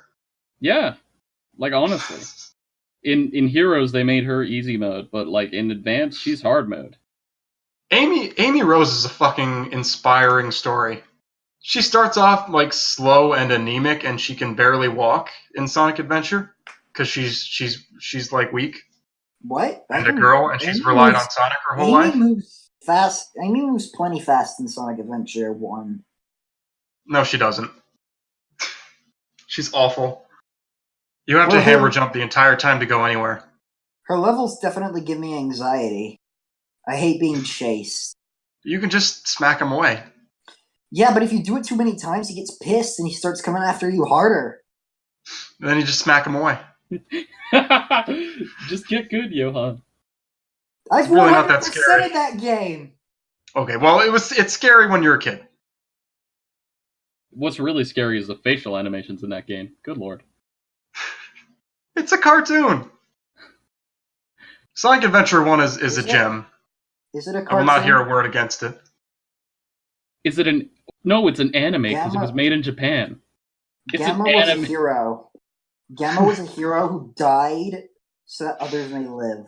You know what I fucking love about Sonic Adventure 1 is this way the cutscenes play out. How whichever character you're playing as is made to look like the cool one. You know what I mean? Can Big the Cat really ever be called a hero? Well, like, he's true neutral. He's like Shadow in that. when regard. Sonic and Tails are talking to Eggman in the beginning, like, if you're playing as Sonic, he's the one that talks back to him. But then if you play as Tails, it's almost like Tails is telling the story and making himself look better. So he's like, or else what, huh? And like Sonic's not saying anything. It's just hilarious. Jeez. Like that's what was fucking missing from Sonic 06. Just like a sassy Tails? Well, no, like in Sonic 06 there's a cutscene where like Iblis comes out to fight them and then Shadow goes to the front to like be the hero and Sonic's in the back. Like he's not even important. But that happens even in Sonic's story. And like in Sonic's story, he should have been like Shadow's like, I don't want to do it, and then Sonic's like, I'll handle this. Shadow should always be like, I don't. What? Shadow should always be like, I don't want it, but then do it anyway. Shadow is the fucking coolest one in Sonic 06. Blaze the cat. She's barely in it. I know, but she's the best. She's just the one you want to put your penis in the most. She's literally the best Sonic character. She's. Have you heard that theory that she's just like a figment of Silver's imagination? I've not, and I don't want to hear it. Silver's home for imaginary friends? Okay, I know I'm saying a lot here, but play Sonic 06 again? I know, you don't want to. Play Silver's story and just watch the cutscenes. Nobody acknowledges Blaze the entire time except for Silver. You're lying. You're fucking lying. There's no way. He's just trying to get he you is to play the only Sonic one that 06 ever again. acknowledges that she is there. And she does not appear in the end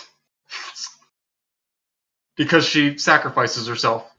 Should we get to But question that could very one? well be just Silver getting rid of his imaginary friend. I don't know. I'm kind of liking Sonic talk right now. This is just the Sonic podcast now. Hey, did you know that What I'm Made Of from Sonic Heroes is like the best Sonic song? No, it's not. You're lying. You're gonna say it's Live and Learn, and you're gonna be wrong every second that you say it. We are utterly trolling everyone who wants to listen to SPNatI. It's fine. And I'm fine with that. This is the anniversary episode. We at least get life questions. I mean, yeah. I'll take Okay, that do we have any as a- final thoughts on Sonic? Can I submit a question for the podcast? Yes. As long as it's not the letter E. I'm gonna type it out real quick. So it's official. Let What this is be your our favorite first. Sonic Let game? this be our first question. I don't know. That's a tough question. Johan has to read it out for it to be the question. What's your favorite Sonic game? I guess... I don't know. I really liked... I think Sonic and the Black Knight would be my answer like a couple of years ago, but I think that now...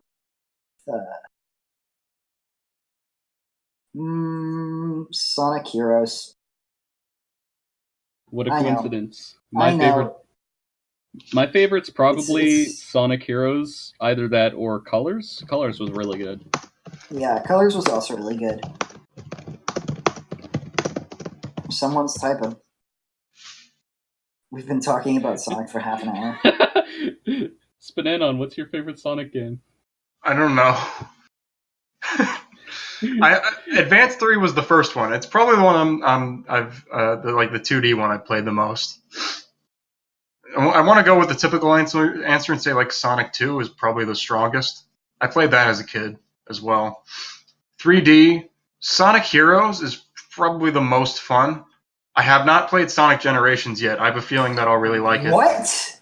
It's I have so not played it yet. good. I'm sure I'll like it. I also haven't played Sonic Unleashed, the HD one. I played the Wii one.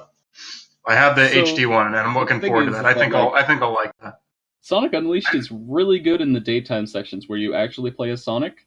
The But Warhol is really- not as bad as I'm pretty patient. I don't think the werehog's gonna bother me. I don't know. The Werehog just felt like one of those Nickelodeon beat 'em up games I used to buy from the bargain bin. It's not the worst thing ever, and you can definitely get some fun out of it, but it's just not what you really want in a Sonic game. SPNatI, you're gonna sit there and bash the Knuckles parts of Sonic Adventures 1 and 2 and then sit there and say you're patient enough to play as the werehog? I didn't say I hated the Knuckles stages, but they're the worst part of the game. I really did like No. the Tails and Eggman sections. Well, no. Here's the problem with the Knuckles stages is trying to get an A rank, because it's completely luck, whether you can find them fast enough. That's the problem. The problem is getting an A rank. You're just finishing the mission, whatever. SPNatI. There's a little secret you can do to always get the A rank, and it like, of course you have the map out like in front of you with all the locations and stuff. What, you find them but don't pick them up and then reset? No, you just get good. Oh, I thought you were actually going to lay down some knowledge on me. That's what you do when you have to like find them in like 45 seconds in Sonic Adventure 1, is you look for them all, and then you don't pick them up, but you remember where they all are, and then you reset, and then you just pick them all. No, in Adventure 2, I just had the map out and then like found the shortest route to find all of them. All right, question 1. Question 2. Question 2. Oh yes, SPNatI, what made you decide to co-host compared to the two hosts, Zuja and Johan, who are normally loud and bombastic? You are more stoic and reserved and tend to not to show up and voice chat with others on the Discord. Well, I can't really show up impromptu to voice chat because I might be bothering the people I'm living with. Like, I usually tell them ahead of time that I'll be talking out loud for a while. Let's see. Well, so okay, I used to play a mobile game called DBZ Dokkan Battle, which I think Pharos knows about it, right? I used to really like that game. Yeah. So I stopped playing it in like 2017 just because the power creep was getting too much and I didn't want to spend any money. But the mods for the subreddit there, which is pretty active, and I'm sure it still is. They had like a weekly podcast talking about all the changes that were made in the game, and I loved it. I loved listening to it. I always looked forward to hearing like actual people talk about like what was going on in the game. Made it feel like there was like a real community to it, and like certain arcs. Like there was a point where like Gogeta was the best card in the game. So there was like that era of Dokkan Battle, and then Vegito came out, and it's completely changed. And just like seeing the meta develop. And when Zuja brought up the idea of a podcast, it reminded me of that, and I'm like, I want to be a part of that, where I just like every week I just talk about what's going on in the game and what like the big changes are. And I would love to provide that for somebody else. So I'm like, I'm gonna get in on that, and I want to get in early. So I'm just like, I want to do it. That's actually really cool. Mm-hmm. That's pretty wholesome, actually. Yeah. So I hope somebody has enjoyed the podcast, even though I deliberately talked about Sonic for half an hour. It's okay. Just to troll them. It led to to Viz bringing up the he never played a Sonic game, and I just bought him Sonic Adventure DX. So now I can't wait for him to implement some new feature that lets us play as Sonic characters in SPNatI. I can't wait. Why didn't you give I can't wait for the live reaction of people listening to this and hearing us just keep talking about Sonic. It can't end. What makes it's you been 2 hours. What makes you choose who you want to do a dual epilogue? Well, first it has to be another girl. The one Is that it? Is that it? Is it that simple? I was hoping you'd pick up with something else. Just don't want to do any NTR of girls. I mean, it's fine if it's a girl because you don't feel threatened, but if it's a guy, yes, you're like, oh no. That's exactly right. You're like, huh, my penis is better than anything a woman can do to my waifu. That's I don't really care about that. It's just literally can't be a penis. It's just a primal thing. Like we all.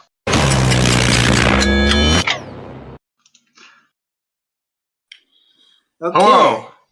Back to running this marathon. It looks like Craig had a bit of an error. Yeah, we were talking about the Shadow the Hedgehog. Now where were we? Yes. We were talking about dual epilogues when it cut out. I don't know how we got to Shadow the Hedgehog. I don't know either. But I'd like to say that that game has many missed opportunities. Because there is no ending where you join the Eggman Empire and then fight Sonic as the final boss. Really, though. The biggest missed opportunity is a lack of Blaze the fucking cat. I know how we got to Shadow, because we were talking about how, like, we were talking about Roddy Tops, and then, like, how that one Shantae game you play as her. Wait. Let's get oh, that's why, yes. Of all the franchises... I love it in games when you briefly play as the villain and you have to fight the hero and all your powers are being used against you. Mm-hmm. It's because the last question we were talking about is like the one where if all the franchises represented by character, would you wish had more representation aside from anyone you've contributed to yourself? SPNatI, you said Gurren Lagann, right? Yeah, well, you can't say Gurren Lagann, but I can, so I'm going to say Yoko. And then I said Adventure Time, because it's really the only thing that came to mind. Also, I posted Kramer Hentai Adventure in the chat, so I think you should add that into the video, Johan. I'm going to have to play that later, because that looks amazing. But yeah, then Johan said, he said Shantae. Because it's got a lot of really good... Yeah, a lot of cute girls. And then SPNatI was talking about how he likes how it lets you play as the bad guy. And then we talked about Sonic Adventure 2 and how you can play as like Eggman and fight Tails and stuff. And then somehow from there we talked about Eggman a little bit, and then Shadow the Hedgehog. So it was like when you played as Risky Boots in that one Shantae game, and you have to fight Shantae. I just love whenever there's like, not even when you're the villain, but just like you have to play against another playable character, and you see all your moves being used against you. I love that. No matter what I do, I cannot out the Sonic the Hedgehog conversations. It's really all this podcast has going. Come on. I'm not sure how much is getting cut, but we're approaching 2 hours and 30 minutes, and we've got so many more questions. Let's fucking go. Let's just upload a second version that's just all of the Sonic talk. Well, let's go. What did you find interesting / what did you like about SPNatI that made you want to play the game? Ferris? I don't know. It was just a really well put together game, and I was like, hey, like, what if I put a girl in it? And then I realized, like 2 years ago, hey, wait a second, that's hard. And then I didn't. And then one of my friends, Rabid Bagel, came up to me and was like, hey, what if we just made a character for April Fools? And I was like, which one? And he's like, the most cursed one out there. And that's what got me to actually develop. It was just working alongside a good friend. Really just to do some good for the world. Right. To see Show Tucker strip and masturbate. Yep. It's what everybody wants. It's what they need. Whether they want it or not, they need it. Mm-hmm. So, SPNatI, we've heard about your origin story a few times on the ACA thread, but what made you decide to, like, what was the trigger that made you decide I'm going to make Maya? I was bored. I was bored and on winter break, and I hadn't thought about SPNatI or kept up with it in a few months, but I was just like, hey, if anyone can make a character there, then I should give it a shot. I think what made that interesting for me was not just the claim that it was accessible, but also the people arguing in that about Vidal in that thread. They I was impressed by how much of a community there was that they would be able to put together that kind of response. And there were other people complaining about the way Yang was handled, and just see all that shit going on was really interesting. So what you're saying is that people should complain. Yeah, people shit talking each other, because that told me that there were people around that really cared about how the characters were represented. And I was like, I like that. This game is cool. There's passion here. Yes. Because people are shitting on each other. And saying fuck the mods, they don't know. I was like, I like that. That's inspiring. As there was no trigger for making Maya. As soon as I had the thought to make a character, it was automatic. It was Maya. There was no thought. I didn't even consider making anyone else. It's of course it's Maya. It was. I did not have the thought I should make a character. I had the thought I should make Maya and put her in the game. That's pretty much the exact way that I felt with making Rinka, though. Is Rinka the character that you've worked the most on?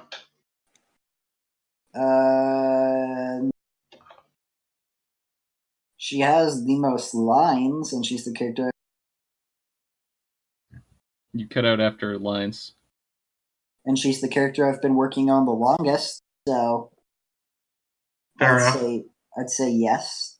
Also, did the other... Okay, yeah, never mind. Alright, I guess the next question is... A dozen SPNatI characters spawn into a Trouble in Terrorist Town match. What happens next? Yeah, so I had to look up what that was. It's a Gmod game. Which I haven't played Gmod. Yeah, I got roped into it. We've got me and a couple of the other people on the SPNatI Discord, along with Theros, have been playing a lot of Gmod recently. Yeah, people. So would you like to explain? So it's like one of those games where it's there's one person whose job is to kill everyone, and it's everyone else's job to try to figure out who that person is. So I think, I don't know, what would happen is someone would probably kill a bunch of people just out of pure paranoia. Probably one of the god characters or something. And then... Yeah, this is kind of It's a really strange question, because there's kind of depends on who those dozen characters are. Yeah, how many SPNatI characters are there? 130 at this point? If There's 200. If Kyoko was the detective, she'd win, because she's the ultimate detective. If Revi was the traitor, then Revi would win. If Revi was the detective What happens when an unstoppable force meets an immovable object? That is something I'd pay to see. I'd probably put my money on Revi, because Kyoko might be able to find the truth, but she can't do anything to stop Revi from putting a bullet in her. This is like fucking Death Note all over again. Kyoko versus Revi. Yeah, it's just a really open-ended question. A gay spaghetti chef would probably win in every single round. What if Nagisa was the traitor? Nagisa is the serial killer. Well, the thing is that the traitors only have 4 minutes to kill everyone, so Nagisa's probably screwed. Everyone does get assault weapons though, like shotguns, assault rifles, snipers, whatever you really want. Who would be the most paranoid? The most paranoid? Yeah.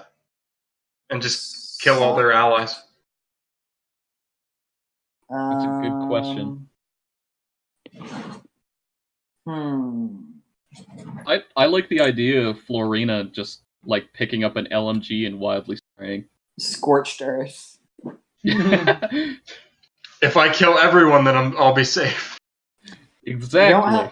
There's nobody who can hurt you if there's nobody who can hurt you. Exactly. So I don't know, maybe Florina wins. She just kills everyone before they can even do anything. Well, it's a game of math. The bomb has been planted. If you know that you're not the all you have to do is start eliminating people until you find a traitor. Okay, a dozen SPNatI characters spawn on DE Dust too. Counter-terrorists win. Revy immediately becomes team leader. Who rushes B? It's okay. It's Revy as team captain on one side and Amy as team captain on the other side. Oh, good lord. Yeah, Revy's the counter-terrorist. Oh, SPNatI, you cut out. No. I was saying, okay, Revy's the team captain of terrorists, and then Amy's the counter-terrorist. Well, Amy's got, like, RPG powers and stuff. Like, not rocket-propelled grenades, but, like, role-playing game powers. Like, she's magical as shit, so. I don't know. She could probably beat Revy. Unless Revy, like, had a good team backing her up. Revy did take, like, a grenade launcher direct hit and just ended up with a concussion. So what you're saying is she has, like, El Shaggy Blanco on her team, and then she just wins. I'm saying Black Lagoon's not as realistic as it pretends to be. Oh, come on. Considering literally nobody can hit Revy ever when she's way out in the open. But it's Next. SPNatI, it's just because her large breasts make her more aerodynamic from the front, meaning the bullets go around her. Have you seen that? Her breasts are pretty big, but like they're still smaller than everybody else's breasts. I mean, true. Maybe that just makes her a smaller target. She keeps all the benefits of being aerodynamic, yet is a smaller target. Oh, I guess we should move to the next question. Yeah, I guess we should. What single thing demonstrates how much SPNatI has changed over the past year? By the way, Pharos was playing Vandred Love Quest, the Flash game, in the 20 minutes that we were out. I mean, yeah. He was experiencing SPNati's origins. Well, actually, probably not, because the first thing I did was immediately Jura. Like, immediately. And I couldn't even find Maya, so... You just bent her over before you even encountered me. Yeah, pretty much. Like, I just, like, was launched into that. I think the one thing that really shows how far SPNatI has come... I don't know. Probably the fact that the resorts and the culling is such a heated topic in any sort of contributor discussion. You don't think it was before? Well, I don't know. I think things like making file size less is like it's like a huge relief off. And like way back then it wasn't really like until the limit was hit, it was like a threat, but it wasn't like an actual, oh crap, this is like danger. But now it's like a really big deal because there's like so many quality characters that it's just hard for the mods to figure out a way that like truly can be fair to like all the authors with all these great characters coming out. And, like, yeah, it was a lot easier when the culling list was mostly like characters with 300 lines and they weren't getting updated. Yeah, like one guy would come in crap out his waifu on the table, and then he's like, "I made this," and everyone would be like, "Cool," and then he'd leave, and then it would stay there. And like, unless it was good when it got crapped out, it was kind of screwed. And it's like, okay, yeah, this is fine. We'll just get rid of all these lower quality characters that just don't get updated. And nowadays, it's like all the characters out there have these active authors, and it's like it's a really lively discussion. And it's like, I know at the back of everyone's mind, it's like, what if my character gets called one day? And I think the fact, like, that's such a big deal in all the channels. I think that really shows how far the game has gone in like the 2 years that I've been playing it. All right, SPNatI, what about you?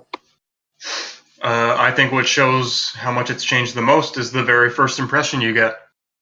It used to have like a really shoddy looking like stage background. Now it looks like an actual bar, like with artwork. And then like a year ago, right? You open up the game. Who's on the front page? You have like first character you see, Samus. Everybody knows Samus. It's the first character you would expect to see in a Rule 34 game is Samus, right?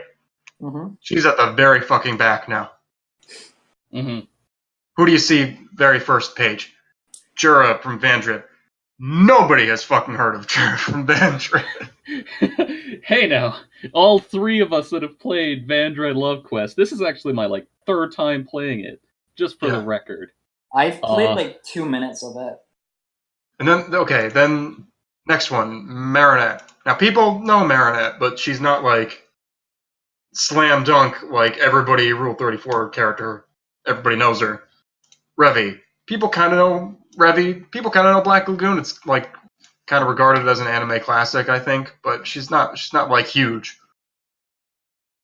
If you're in anime, then you probably know who Revy is. And then there's Pit. We used to have Captain fucking Falcon in that slot. And he had a giant head and painted on abs. Now you have Pit, who like targets everyone in all their stages. So just that first impression, where it's not like Samus and Hermione and Captain Falcon, and they all have the same face,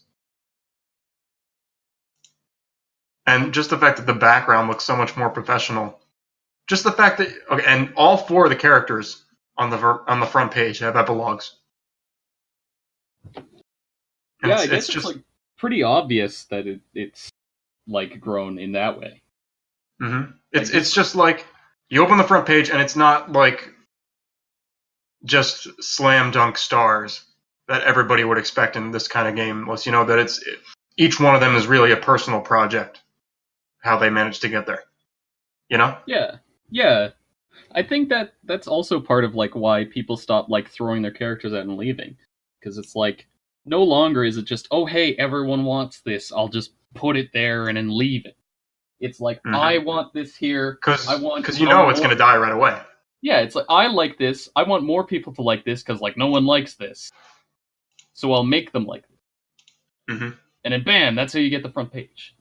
That's if you want a trip, search the subreddit for like snapshot threads of like all partially completed characters, and Ardress has like a list. He's listed out all the projects that are going on and how finished they all are. And finished at the time meant like 100 lines. And you look at them and none of them ever got in the game or anywhere close. Mm-hmm. Just this entire list of works in progress, none of them went anywhere. Yeah, even the characters that did get progress, like, Cynthia from Pokemon? She got lines, didn't she? I think so. And then, like, Nurse Joy, I think I remember that. But, like, those characters... Tomoko had some stuff. Yeah, like, those characters were classic characters, well, classic ideas for characters that had lines on them, and they still went nowhere. Mm-hmm. a year ago, you saw a lot more just like models being posted to the subreddit, and invariably they always just fucked off forever after that. Yeah. And it never went anywhere. But I don't know, you don't see that as much, which I do think is kind of sad, because even though they never went anywhere, it showed that a lot of people were still interested in it. I really hope that the game doesn't look so good now that it feels really inaccessible for a new person. Like they feel like they won't be able to make something that can compete. Well, we have, like, I feel like a lot of the newer in quotation marks, have been making some of the best. Like, Bagel's first contribution was his Kamena model. We've got Halo, and his first contribution was that amazing Satsuki model that's in your epilogue, right? Yeah, I mean that's a little self-selective though. Like you see the people that want to put forth the effort there. I wonder how many people would have posted models a year ago, but they try to figure out Kisuke. They haven't asked anybody else how to do it, and they have enough sense to look at what they've made and be like, this is shit. This doesn't look as good as all the characters that I see on the front page now, the first few pages. I don't know how to do that. I'm not going to post it. You know? Yeah. You wonder like how much of an effect that has. Like I think you could have made a model as a complete amateur in Kisuke that looked a lot closer to some of the more successful characters a year ago. Yeah, I know what you're talking about. So that's probably intimidating. Yeah, it's just I don't know. I think it's like one of those questions where it's like, what if, you know? It's just neat to think about. I think the best way to describe how the community or what has changed or how it's been improved is Florina. Just everything that SPNatI edit adds, he shows through Florina. And I think that she's a great character to show just what's been added and what is now possible within the game. So you're saying is instead of the like version number, we should just have Florina update number? Yes. Version number is literally the feature. I don't understand. Speaking of new features, there not only is there going to be an FAQ hopefully, but they're going to add in little collectible trophies for beating a character. Oh yeah, I will definitely give some stuff for that. Yeah, I remember hearing about that on the Discord there. It's an interesting idea. So, looking backwards with that question, let's look forwards with the next one. How do you guys think SPNatI will look in a year? Better, higher quality, but hopefully not with even fewer creators. Yeah. Well, I was just thinking, like, all the different features that got added in just this last year. Hashtag podcast 1 year anniversary. But like, one of the things that I was like, oh yeah, parallel clothing. That's something I want to get added to the game, but never will. And then like Arndris was like, hey, here's that thing.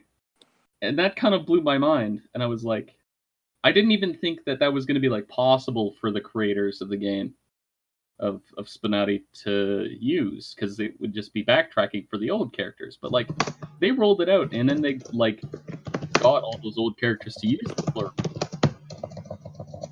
So like, I wonder if there's going to be things that they add in the future that we think is impossible right now. Like, remember when I'm typing up an essay? We were talking like 3D models, butt poses, voice acting, and then look, butt poses are in. That's like an actual thing. Yeah. Remember when we said we couldn't have traps? Yeah, now we have trap support. Like, when are we... I think SPNatI in a year is going to have 3D models and voice acting. No! Please! Too much for me to keep up with. I'm an old man. I'm set in my ways. I don't know. I think Maya's voice actress may have died of old age. Oh, that's sad.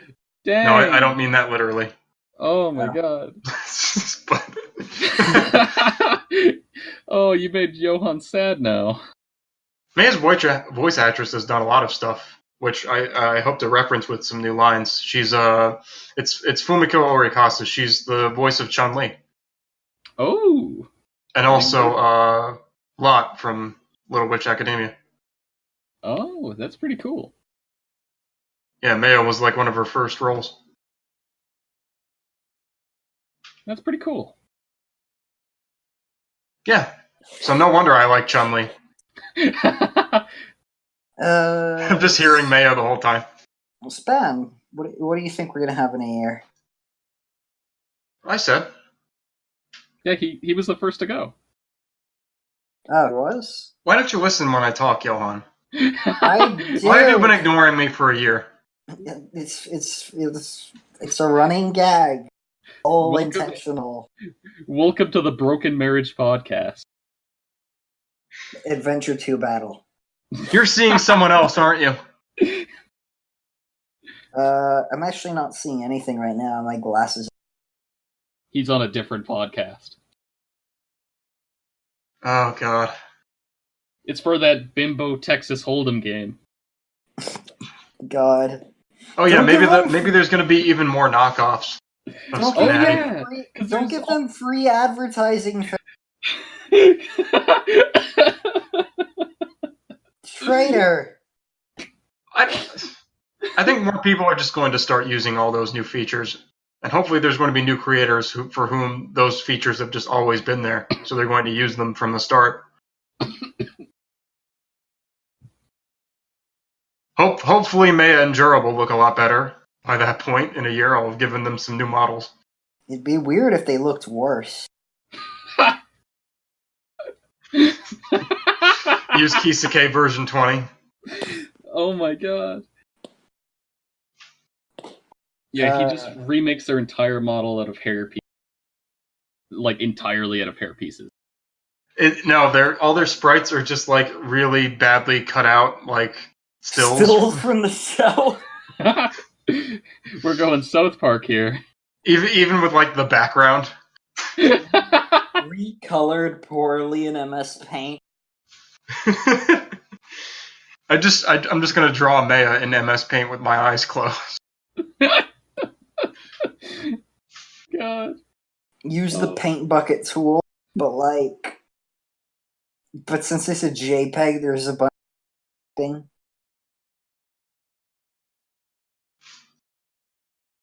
Anyway, Hopefully Fubuki will be in there, maybe. You never know.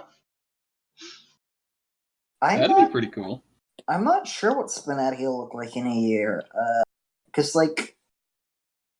the features that we've joked about that, I think are mostly feasible are, there now. I guess voice acting could be possible. I feel like that's a bit of a legal stuff, because at that point, in terms of Kisake, we're making the model, but if we took voice clips directly from things, that'd probably be copyright. Why would we use the clips from things? Let's just get SPNanon to voice all the characters. We know he can voice Vector the Crocodile. So I feel obviously, the only character... What are you doing? Be quiet! The only character in SPNatI 2 is going to be Vector, and he's going to take out his crocodile penis. And I feel like 3D models will just... It's opening a door to a valley so uncanny. I can't think of a feature that we don't have that people have been wanting for that's something that is possible without being either really weird looking or legally gray. So I think that the only thing that'll change is more characters, better characters, hopefully more creators. You do wonder like where we're gonna hit a plateau of like new features, because this time last year the code base of the game was in a sorry state. We didn't have any coders. Mm-hmm. We had a character editor, but with no way to fix any of its bugs because SPNatI Edit had vanished. We had the game still running pretty slowly whenever characters got too big, and just like no new features had been added for so long. Mm-hmm. And now we have like 4 main coders, a mod that's a coder, SPNatI Edit's back. Yeah, I think the game's in a good place, honestly. Yeah, I'd say so. Oh yeah, it's the best that it's ever been, in my opinion. Yeah, especially since Gay Spaghetti Chef is still in the main game. Mm-hmm. Speaking of flaws, the next question is, what do you guys think is your biggest flaw? Just really like the anxiety of starting and like actually working on a project. That's really what stopped me 2 years ago, and it's stopping me today from like actually working more on Shao. And I mean, like if I didn't have that little bit of anxiety, I was like, oh, this is gonna be a lot of work. I would have already put like a character in the game, like an actual character that people want to see strip. Like that's probably the one big major flaw that's like stopping me from doing like anything.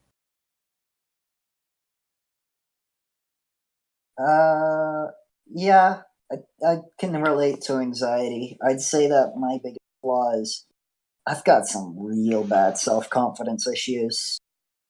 It's weird, you know, because And like the then, guy who made and Kamina. yeah, it's a lot easier for me to hype myself up behind a screen than it is in real life. Yeah, I feel that. But you know, like you were able to make like Kamina and Hanukkah. I think you've got the chops as a writer. SPNatI, what about you? Hmm. I think probably the schedule with which I've laid out new projects has probably caused me to just constantly be playing catch up on like trying to target new things. So I've just made it very hard on myself rather than like ever slowing down and focusing on a character for a while. I don't know if there's too much more than that. I mean, I do. I think sometimes I put too much emphasis on like trying to write as many lines as possible. So sometimes there's like, or like trying to use all my poses. So there can be a bit of like a mood whiplash with some of the generic lines. Like they'll be like taunting and like happy one line, and then the next case they're like all angry. I think I could definitely smooth that over a little bit. Do you mean like as a person or like as a creator? I don't know, man. I didn't ask the question.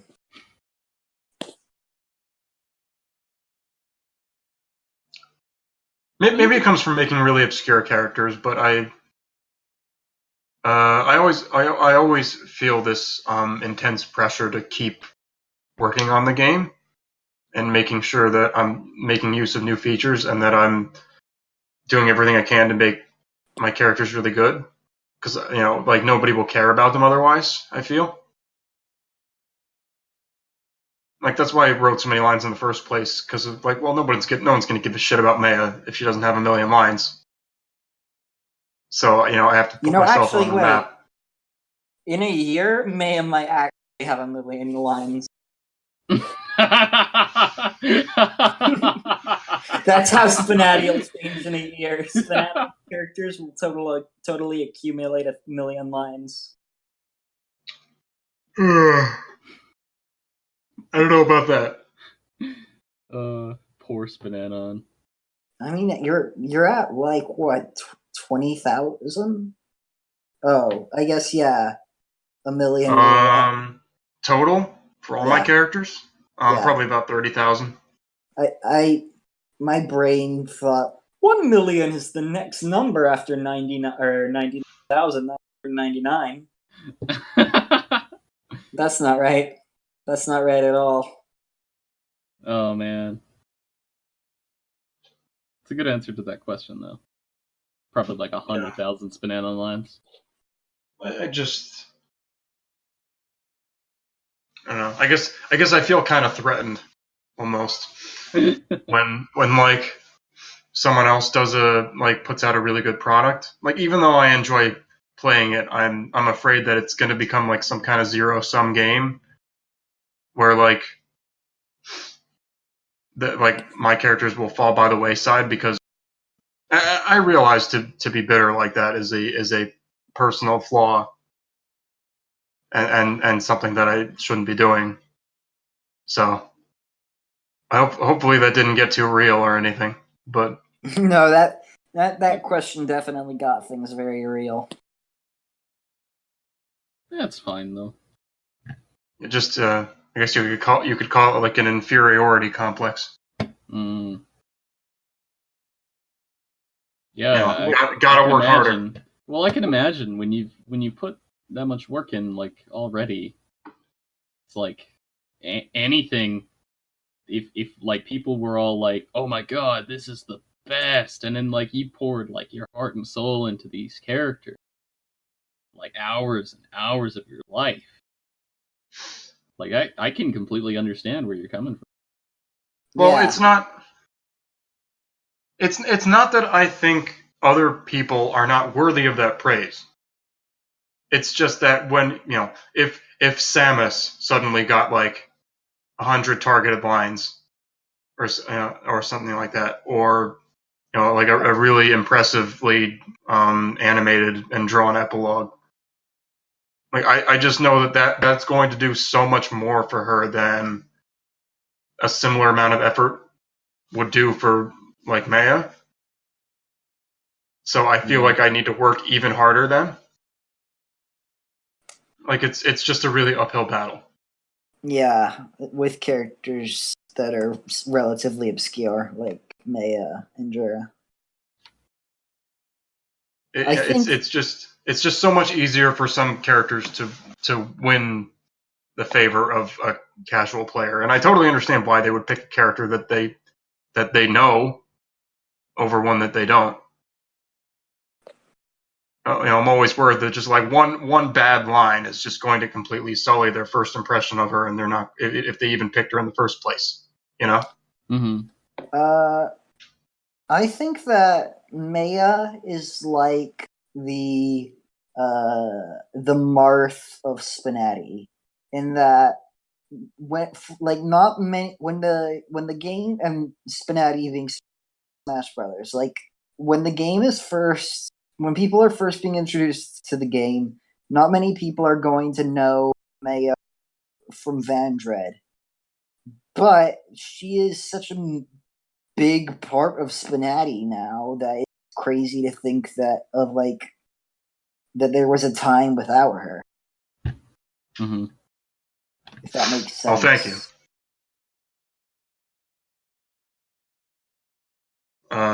Anyway. I mean, they put Marth in Melee to sell Fire Emblem, right?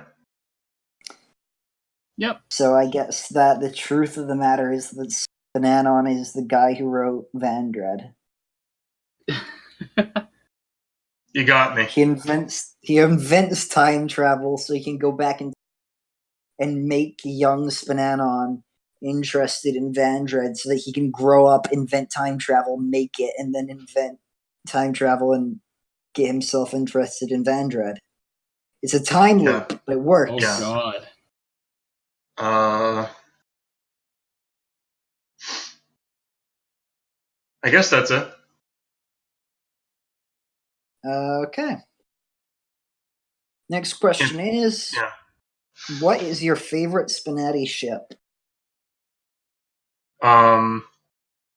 Maya's ship. The ship that SS appears in her Vandred. epilogue. The SS Vandred. It's the Nirvana. It's her. It's SS Vandred. The ship is the Nirvana because it really smells like Teen Spirit. Oh god. Oh man. Hopefully What about you're you, talking like Ferris? Well, honestly, I don't know, man. I'm kind of actually mixed on this because, like, oh man, how do I even say this? So like, the SPNatI ships always come out when it's like two like really active authors that really want to like put the most into their interactions with their characters. But I actually don't like the shipping thing in SPNatI because like when the interactions within two characters get so extreme with the markers and the targets for every single stage, they kind of ignore every other character on the table. And so like some characters are fine with that, but like others I had to stop putting like some of my favorite characters on tables together because like I just didn't get the best out of the interactions with all the other characters on the table. Like who? So like I know I really like Jura and I really like Shimakaze. Whenever I play with them together, it feels like the sheer amount of targeting that they have towards each other, like through every single stage that they have, just kind of turns me off from both of them. So I have to leave one off of my table. That's why I don't know. I'm not really a fan of the super in depth SPNatI ship targeting thing.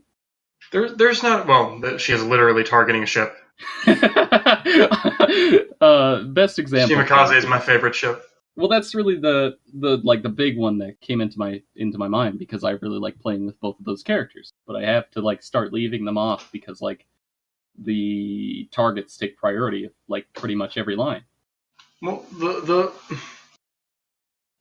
targets that they have to each other aren't full of conditions that would raise their priority.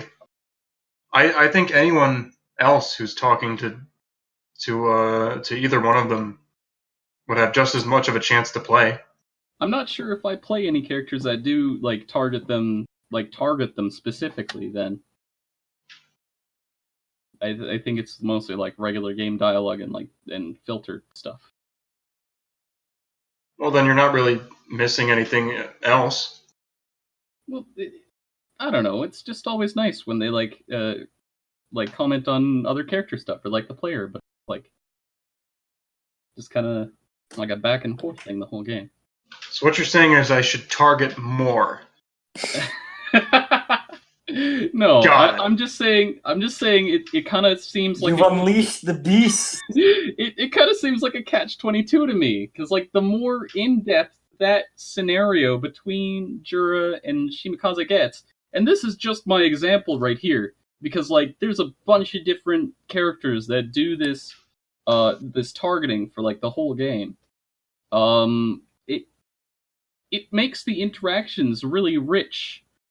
But like I kind of feel like the other characters at the table just don't get their spotlight, and like if I like all the characters at the table equally, it kind of like I don't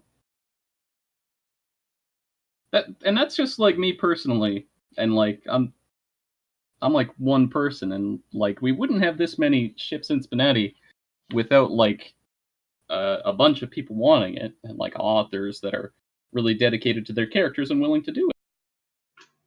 So like don't take it personally or anything. I think a set of really detailed interactions with at least one other character can help put your character on the map. But other than that, I do think it better services the game to try to target as wide a variety of characters as possible. Mm-hmm. That'll be more helpful for the majority of players, I think, who don't happen to put those two together. You could just be like Pitt, target everything. Yeah, a character like Pitt is good. And does Cog strike you as a happy man? God Cog, damn it. Cog needs to. Cog does really good artwork and dialogue work for the game, I actually have seemed relatively happier recently. Oh, it's good. I hope so. I think that my favorite ship. I mean, I feel like I have to say Captain Kidd's Adventure Galley, but I really like the Flying Dutchman myths too. You know, the modern ship. It's pretty badass. Just how the Nimitz class aircraft carriers are. Destroyers are pretty cool too. I don't know ship classes. Help. That is a Well, joke. we do have a car now. That is a joke that maybe two people. Like all the Azure Lane and Cancol players in the audience are like, aha! No, that joke has layers to it. Like an ogre. Yeah, Like a parfait. I'm pretty sure Thursdays is going to be the one who appreciates that joke the most. Anyway, who is your favorite new author from the game? Who are the new authors from 2019? Yeah, like I was just confused. Like, how new are we talking here? I guess since 2019 started.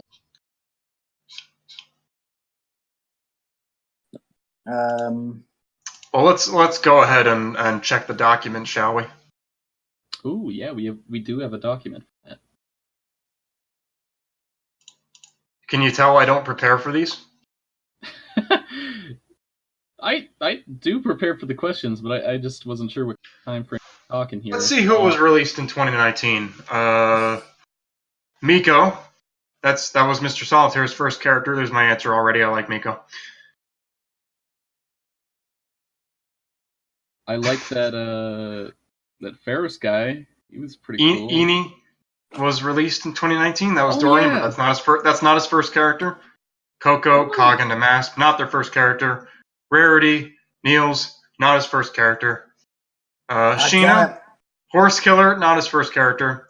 Franziska, Abacus, that is their first character. I don't know if Abacus is a boy or a girl. Sayaka, long time coming, but that is Raptor's first character. Cammy White, Medley Tar, no, not their first character. Hanako, that's Johan. I believe that is your first character. Welcome aboard. Thank you. I'm glad to be here. But my answer is still Mr. Solitaire. Yeah, I guess that's Miko then, because Miko's a pretty solid character. Same. I was prepared Miko makes to me say laugh all the time. I was prepared to say Napsu. I thought for certain that she was 2019. No, she was Kazuna, 2018. I know. I thought Kazuna was early gen. But there was a trading card for Kazuna for 2019 for New Year. Time is an illusion. So I'm gonna go ahead and say Mr. Solitaire. I'm excited to see what he breaks out next time. Yeah, I guess that's a unanimous Mr. Solitaire. Even though he fucking put Miko on the testing tables in like September. Well, and she was literally good from the start. If we're only counting people who have characters, seriously, vote for Miko in the resort. Yes, I will be doing that. If we're only counting people who have a character join this year, then it's literally only Abacus. I loved writing targeted lines from Ryuko to Miko because Ryuko is not a fan of authority, and Miko considers herself Emperor of Japan. So Ryuko's opening line to Miko, I haven't merged it yet, but it's basically like, haven't I heard about you in history class or something? Why does that name sound familiar? Jeez. It's always fun when you get a character like Miko, like waifu, based on something that's like very easy targetable. Like Toho is such an esoteric source. It's so fucking weird, and yet she effortlessly tells me like about who the fuck she is. I know that's because she constantly boasts about herself, but she's just dripping with character. I love her. And if you play her in SPNatI, you can see her dripping too. Mm-hmm. So, that's inspiring. So a character that I didn't know made me interested in their source just from SPNatI.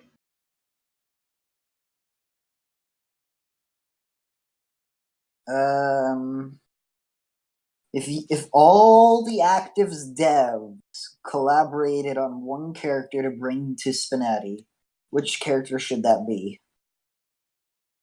Make it like the ultimate forbidden waifu, just someone people have been asking for like ever. El Hermano. Who? El Hermano, the brother of Jiren. El Shaggy Rojo. I don't know, but See if Tanner has a picture of him. Make them make like Yoko from No, of course not. Or like Yoko from Gurren Lagann, Yuri from DDLC. Yes. One of the kind of with shoujo girls, a Ruby. That is the true monkey's. Oh, one of the. I'm not interested in any of those characters. I don't know. You need to find something that like all the devs would want to work on, right? I think I thought the thing with the most mass appeal and probably the best. I feel like I can tell you that we would never be able to coordinate that. Oh, absolutely. But there are 5 people who have expressed interest in working on Yuri from DDLC. We've got Napsu, we've got Viz, we've got Yuri, we've got Thursdays, and we've got Underscore. All of these people who want to work on this character that I've been waiting for a year now. And no progress is being made. And I just want it to be already. Wait, which character speaking is this? of 2B. I'd work on 2B. Yuri from Doki Doki Literature Club, what he was talking about. Oh. I don't care about Doki Doki Literature Club. I do care about 2B's ass. Yeah, 2B would be a nice choice for all the devs to work on.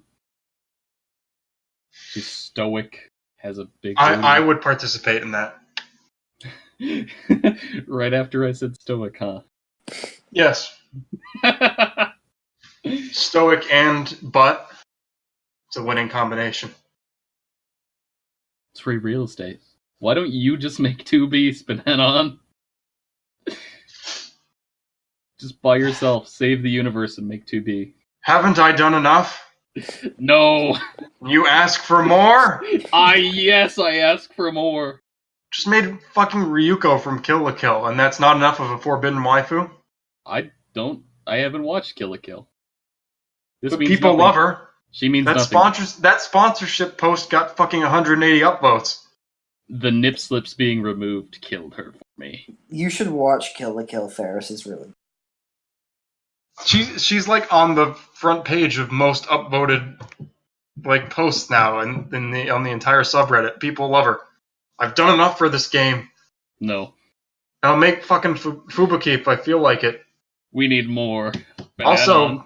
Also, Nier already has 9S, so Fubuki would be a brand new franchise rep. Why don't you just make One Punch Man? If Johan His name made is Kamina... Saitama. Also, I really like the idea of just doing some posing with psychic powers. I like the idea of giving her a pose where, like, you come and she just like catches it in the air to keep it off her dress. That could be pretty clever. Fubuki is really cute though, so I can't even blame you for wanting to make her.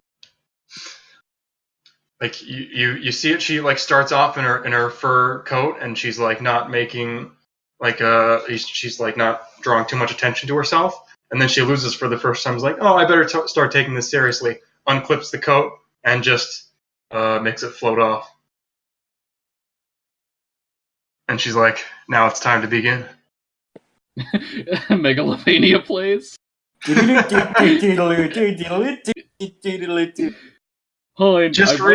real subtle, like, yeah, I got psychic powers, whatever. I always I'm just wondered gonna why people I'm just gonna never hang up use my them. coat on the other side of the room. I always wondered why people never use their strongest attacks first. Fubuki walks in. It's a beautiful day outside. Flowers are blooming. On days like these, kids like you should not be playing SPNatI.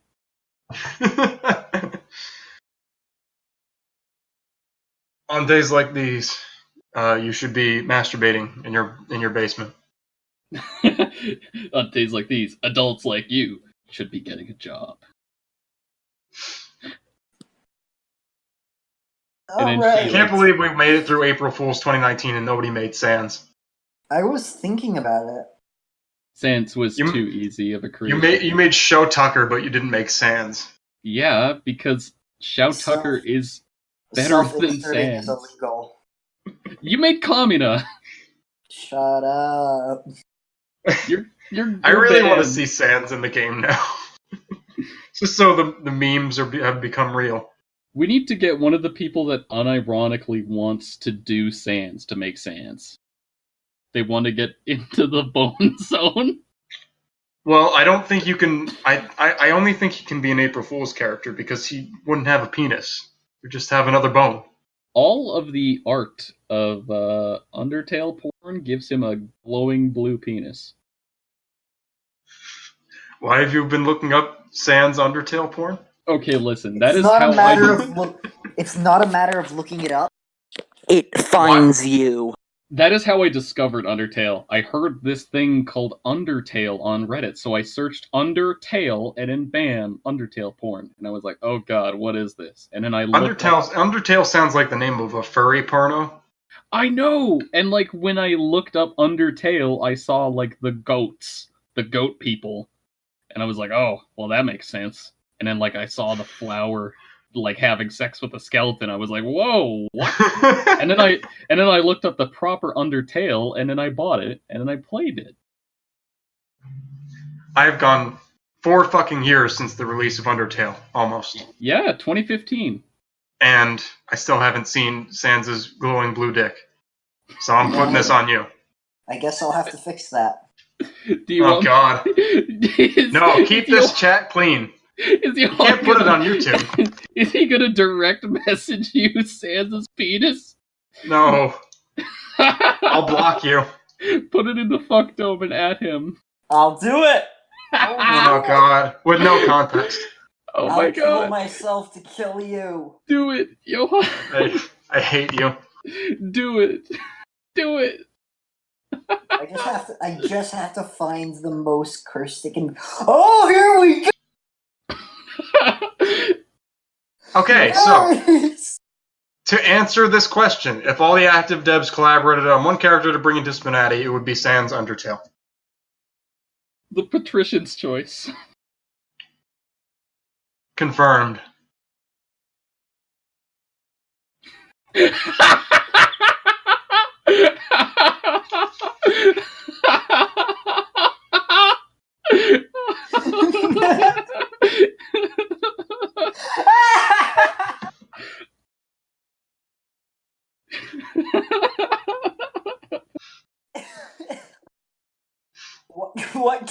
What characters would you recommend for someone's first ever game of SPNatI? I don't know. Maya. Let's see. Yeah, I'd probably say Maya.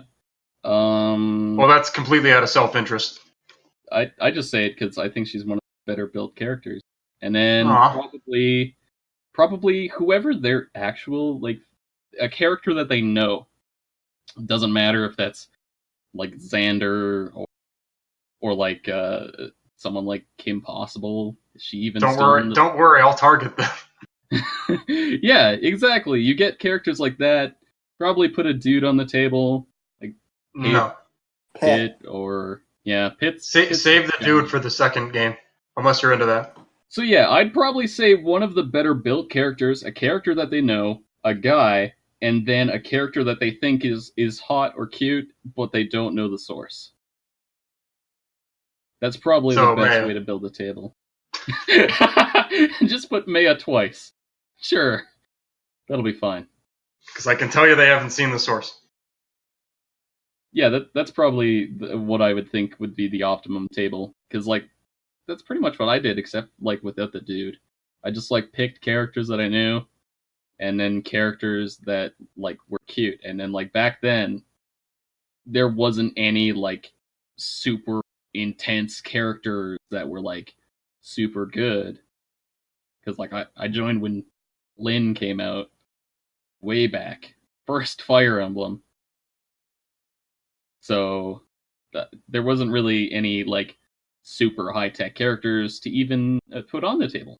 So I think if like someone put like a character like Maya or like Pit, who has insane targeting, on their table, that would make their experience a lot better. Because like when they interact with the characters that they actually like, and then like they get to see the cute characters that they like don't even know the source of, I think that's probably the best meta SPNatI table setup. I remember I just picked characters that were that had low layers because I'm just like, I'm gonna be smart. I'm gonna win this game. Thought I was being clever.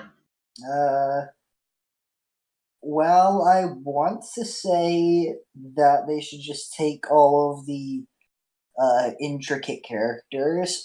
Perhaps it would be a good idea to leave Straining Shan off of your first game.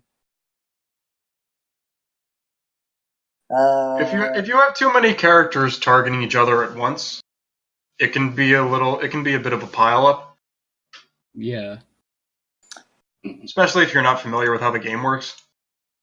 I'd say Florina, Maya, Pit, and then just a character you know or find cute. Solid. Real solid. Just play with your waifu, and if she's not there, make her. That. But you have to put a second character on the table. Is that just Maya? Just play with Maya and your waifu? Yes. I mean, when he's right, folks. You really I can't mean, really, with that. If I owned SPNatI, it wouldn't even be possible to take Maya off the table. Also, you couldn't pick anybody else's epilogue. Just Maya.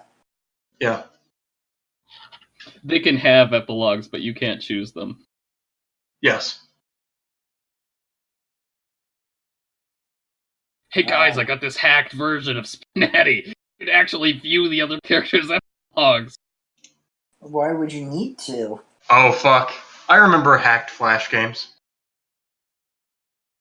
You ever played like the hacked version of Bloons Tower Defense? Oh hell yeah, man! Oh Okay, man, where you just put a million sun gods. That was my entire middle school. Man, Bloons TD Battles is like an actually like a PvP Bloons game that's like actually good. When are we getting Bloons Battle? Where we dropping, boys? The final balloon is the battle bus. Jeez. Oh yeah, because that's just the. Oh no, that's like the Moab, the mother of all balloons. Mm-hmm. Yeah, it's just a giant blimp.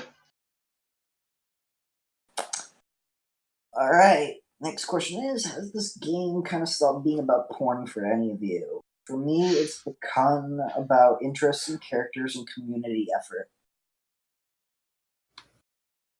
I think if you go too long without actually playing the game and just making stuff for it, it can start to feel that way.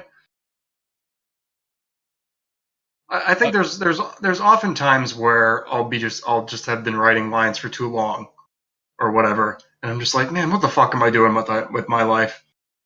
And I'll finally manage to play the game, usually because I need to test the new characters for the podcast. And I start playing a few rounds, and I'm just like, God, this is all it is. This is what I've been doing for the past year and a half. This is just boring. This is shit. And then there comes a point where one of them starts to get like pretty close to naked. And I'm like, all right, this game's fun. Yeah, I like this game. Yeah, I gotta say, like it's totally about the porn for me.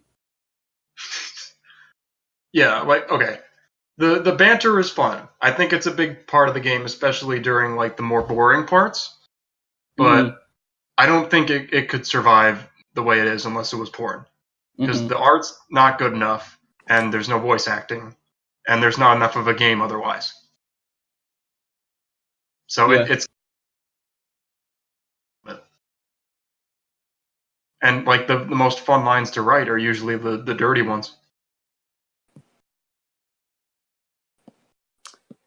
You know, Yeah. but like nobody wants to write removing minor. Everybody wants to write small dick lines.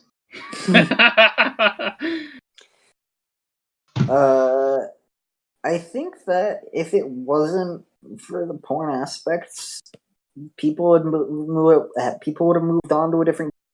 There are other games out there that are open source. Yeah. I do think there is a different aspect to it, but it hasn't completely removed the initial aspect from it.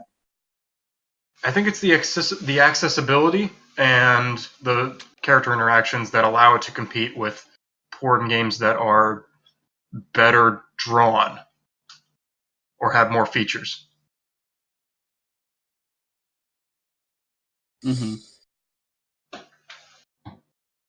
But I don't think it can lose that element, and I think it's always what reminds me that I like this game.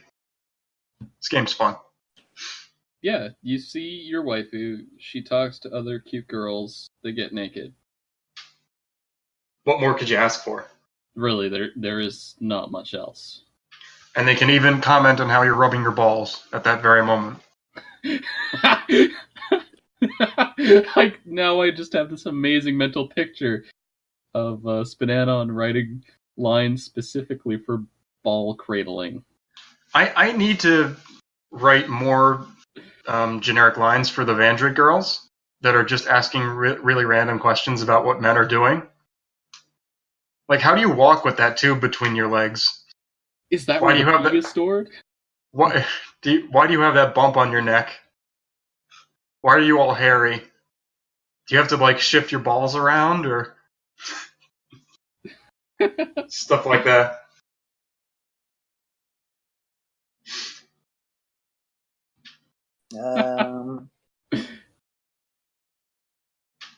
So the next two questions are pretty similar to ones that we've already answered. Do you guys just want to skip over them, ask the next, or do the next three, and then just talk about Sonic until we fucking fall asleep?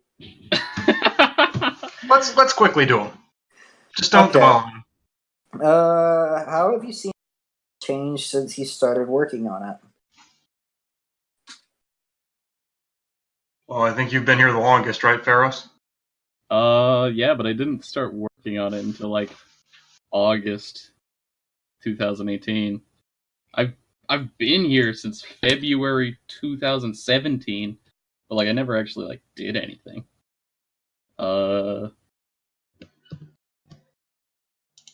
Yeah.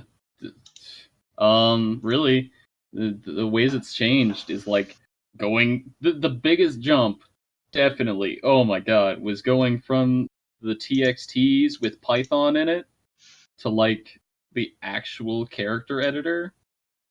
Yeah, that was like insane. If I had joined when like the character editor was around, I might have started work on a character. I'm pretty sure that's what convinced me. Because that makes it feel like it's a lot less ramshackle. With the Python in the TXT, I took one look at and I saw Python and I was like, no thank you. Well, that makes people think that they need to know how to code. Yeah, exactly. I just wrote and posed and sent it to the mods and they did it for me. Yeah, there's a lot of stories of like Arndress basically holding down the fort on his own and just making all the files for other people. Yeah, I think the absolute biggest change in development for SPNatI is the character editor. And now you know why nobody updated their old characters, because they'd have to send it to Arndress to actually put the file together. Exactly. It was either that or like actually look into it and look at tutorials and go like 3 hyperlinks deep into the facts and questions and stuff. Like the character development guide post would lead you to a different post, which leads you to a different post, Yeah. and then you're at where you need to be to have your lines, and then you have to go like 1 more deep to learn how to actually like format your lines. Yes. FAQ in the game will really help people get started. So I said I was too lazy last time, but I actually put together a decent FAQ. I got on a roll. Now it doesn't go super in depth onto how to make a character, but it tells them the basic process. Good, because like even right now, like you go into the Discord, you click on the character editor channel, you download the character editor, and it has a tutorial. Yeah. Well, it always had help files. Yeah. Which is kind of what I used in order to like. When I first submitted Maya, people said like, "Oh wow, she doesn't have as many problems as submissions normally do." That's because I read all the character editor help files to make sure that like the validator was good, and I like tested her offline and stuff. Yeah, it's like one thing like the character editor can just absolutely change the entire like scene of character development. Absolutely. Like, everything else that's been added has pretty much been added to the character developer, the character editor, or like is just like fixing something in the main game. So I'd say that's the really the only thing to talk about for me. Oh fuck! It's 4:20 in America now. I still got like an hour 20 minutes. Time to toke it up, boys. What drives you to actually care enough to spend half a year on a character? I love Maya and I want to fuck her. Yeah, that's pretty much all you could say there. I want to kiss her on the mouth and on the butt.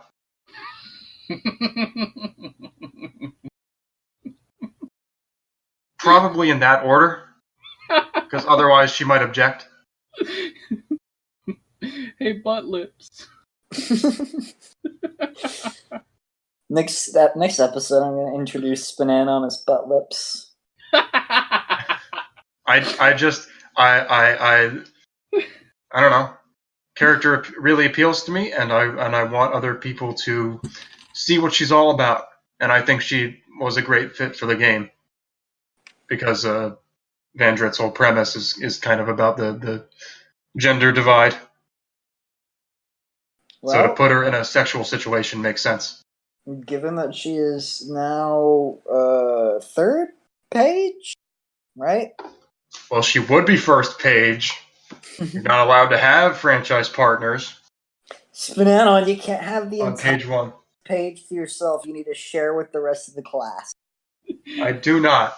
Come on, SPNatI, you can't have best characters in the game on the front page. Mom says it's my turn on the page.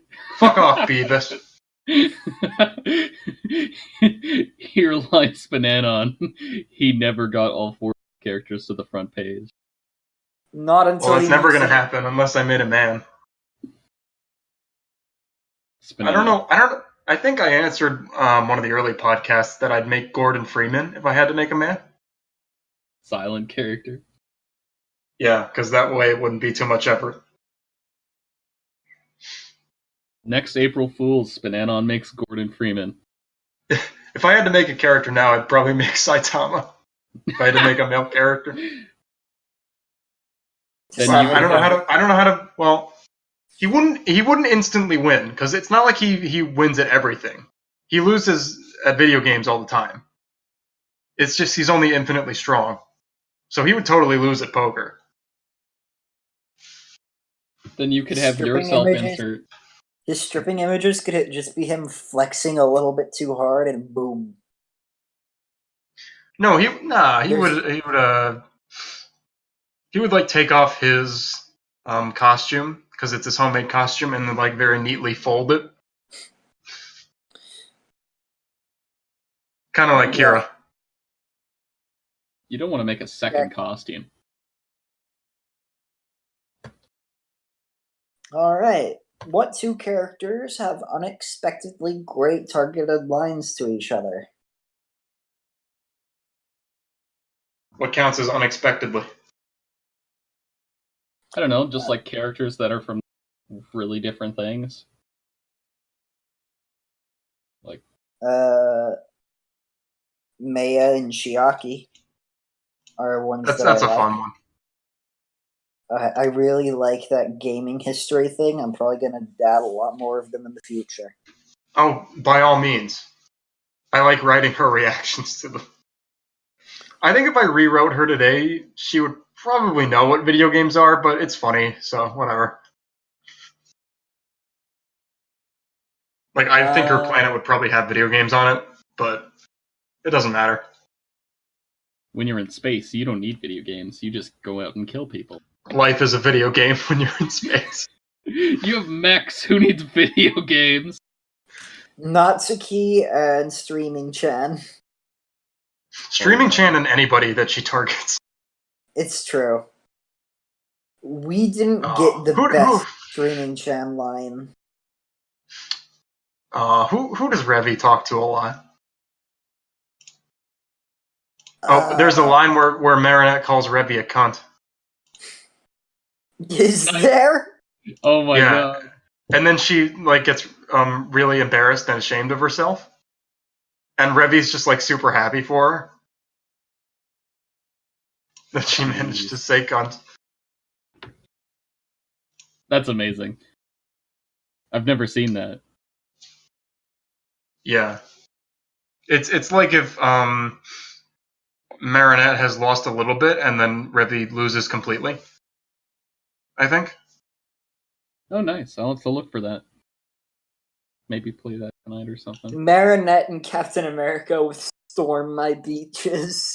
Oh yeah, she totally wants that American dick. Oh yeah, I remember those lines. That's pretty fun. I'm still a fan of that line that wrote for me with Futaba and Ochiko, where Futaba's asking Ochiko about her kings, and Ochiko embarrassedly is like, I want a zero gravity face sitting and like, that's for me. That was for Christmas. That was my gift. Jeez. There's a lot of individual lines I like, but I can't think of a character specifically. I like it when Revy actually starts to like Nagisa a little bit. Kind of wants to pat her on the head. I'm sorry for calling. Oh yeah, I remember. I love the. Okay, I had this idea, and I shared it, and it's in the game now. I shared it with Opal, who made Nehru. So, okay, everybody knows the Ben drowned copy pasta, right? Yeah. Mm-hmm. You know, with the Link statue.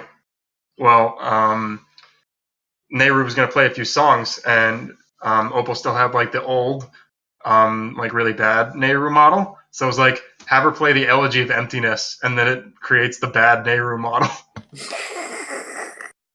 And that's if she talks to Maya, and that's in the game. Oh jeez.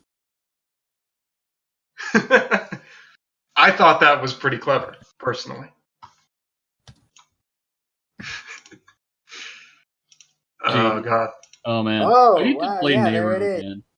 To Elegy. Elegy, Johan. Elegy. I know. More like elegay, am I right? Nice. Got him.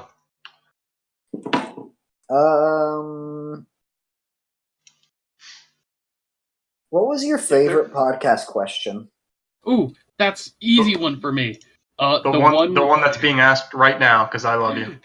Aww. Mine was the one where it was like, what SPNatI feature would you want in the game? And then I said, oh, plural lines. And then Andres was like, okay, that's in the game now. It made me feel like I made a difference. Like plural clothing pieces.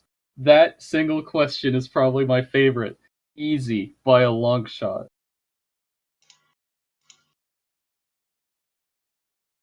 I don't know the exact context, but I liked the one that got SPNanon ranting about Videl and how she needed, or how she shouldn't be cold. How she shouldn't be. Exactly. Somebody save Videl. Somebody's already stepped up to save Sayla. Why not Videl? We'll just have to wish her back. With the Just get Dragon the Dragon Balls. Ball. Dying is a part of her franchise. Just let it happen. Well, she was killed once. Boo So turned her into chocolate. Ate her. Also, didn't she die like when the world exploded once? I'd like to eat Videl. Oh, No, she was still dead then. Not in a vor okay. way.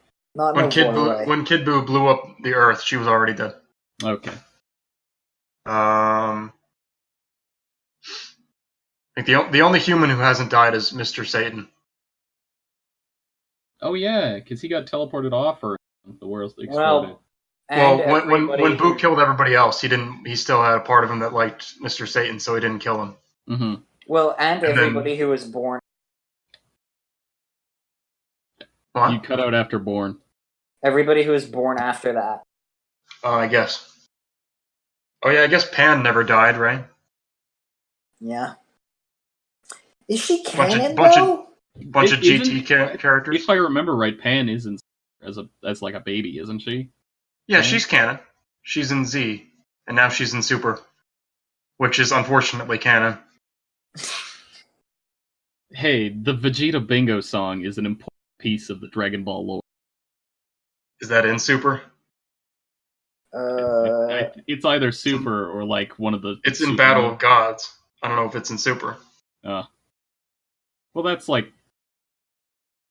That was the movie before Super. That was like right before. Why the fuck did they even bother remaking the movies in Super? Is Bardock canon? Please tell me he's canon. There was flashbacks of Bardock in Super, I think. That's like the. I haven't seen the new Broly movie. I don't know what happens there. I've seen it. Oh yeah, I've seen it. Yeah, Bardock is canon. I think the Dragon Ball Minus special manga is canon Bardock, which ruined him anyway. But I don't know how he is in the Broly movie. I need to see it. He's literally Superman. It's literally Superman. What? No, Goku. Oh. As in they intentionally sent him off? Last question. Do you think the podcast Lame. Lame, you ruined it. Bardock was good in the first special with him. It was perfect. Because he was an asshole. You fucked it up, Toriyama. He was perfect. He wasn't special. He was a dick. He was too late to save his people. It's only by good luck that Goku made it off Planet Vegeta. You fucked it up. But SPNatI Redemption. Do you guys think that... Can't they just stay dead? Do you guys think that the podcast has been successful? Has been what? Successful.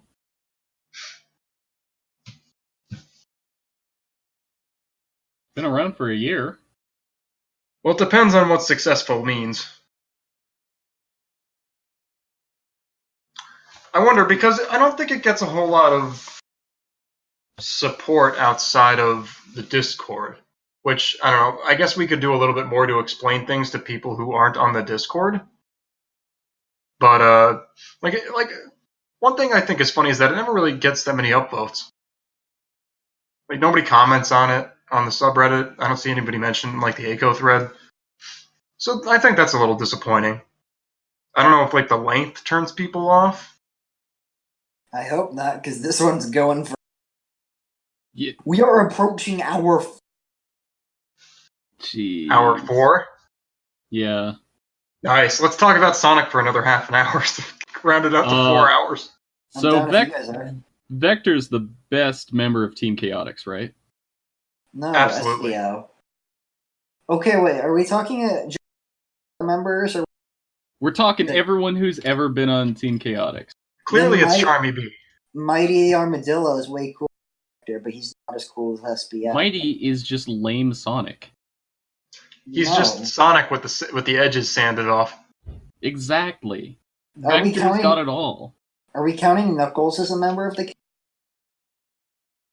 Well, it's like, was it Knuckles' Chaotix or Knuckles and Chaotix, or It was Knuckles Chaotix. just Knuckles Chaotix? Okay. Well, Knuckles possessive Chaotix. He owns the Okay. Chaotix. Okay, so yes, then he is a member of the Chaotix. I think he's like an honorary member. I think he meets them. He's like, yeah, let's roll together. It's weird that they never interact. Literally roll together. So yeah, I'd count him in the Chaotix if you want to say Knuckles best Chaotix Well, member. the answer is still Charmy B. How old is Charmy B? Isn't he like 8? 6. 6. I think he's the youngest character in Sonic. You could tell me he's 4, and I'd believe you. Well, Cream is also 6. Yeah, they're the same age. The thing with that is, like, that's 6 in rabbit years. That's pretty old. Oh my god. Spinano, no. No, Spinano, no. No, Spinano. 6 in Mobian years. So what if How long is no? They're on Earth. What if one Mobian They have not been on. like... They have not been on Mobius since. I think that's just in the comics. I'm pretty sure it's always been Earth in the games. What if one Mobian year is like 7 years, Johan? You could not convince me that it's okay to stick my dick in cream. I didn't I'm say it not was. saying that. The sound, I can't. I hear you're a racist now, fam. What? Now I'm just racist. That's fine. Because we all know Vector is the true best member of Chaotix. It's true. Okay, but what's your favorite Sonic song? What I'm Made Of. It's like the best Sonic boss theme. What I'm Made Of. Okay, now I have to look through my playlist to find them all. Sunset Heights is my favorite instrumental song. You mean Sunset Hills No, or Sunset Hill? I mean Sunset Heights. Is it What's that plural from? or singular? What's that from? It's from. Oh, wait. I think it's from Sonic Forces. Sonic forces it in. Yeah, Sonic Forces. It's Sunset Heights.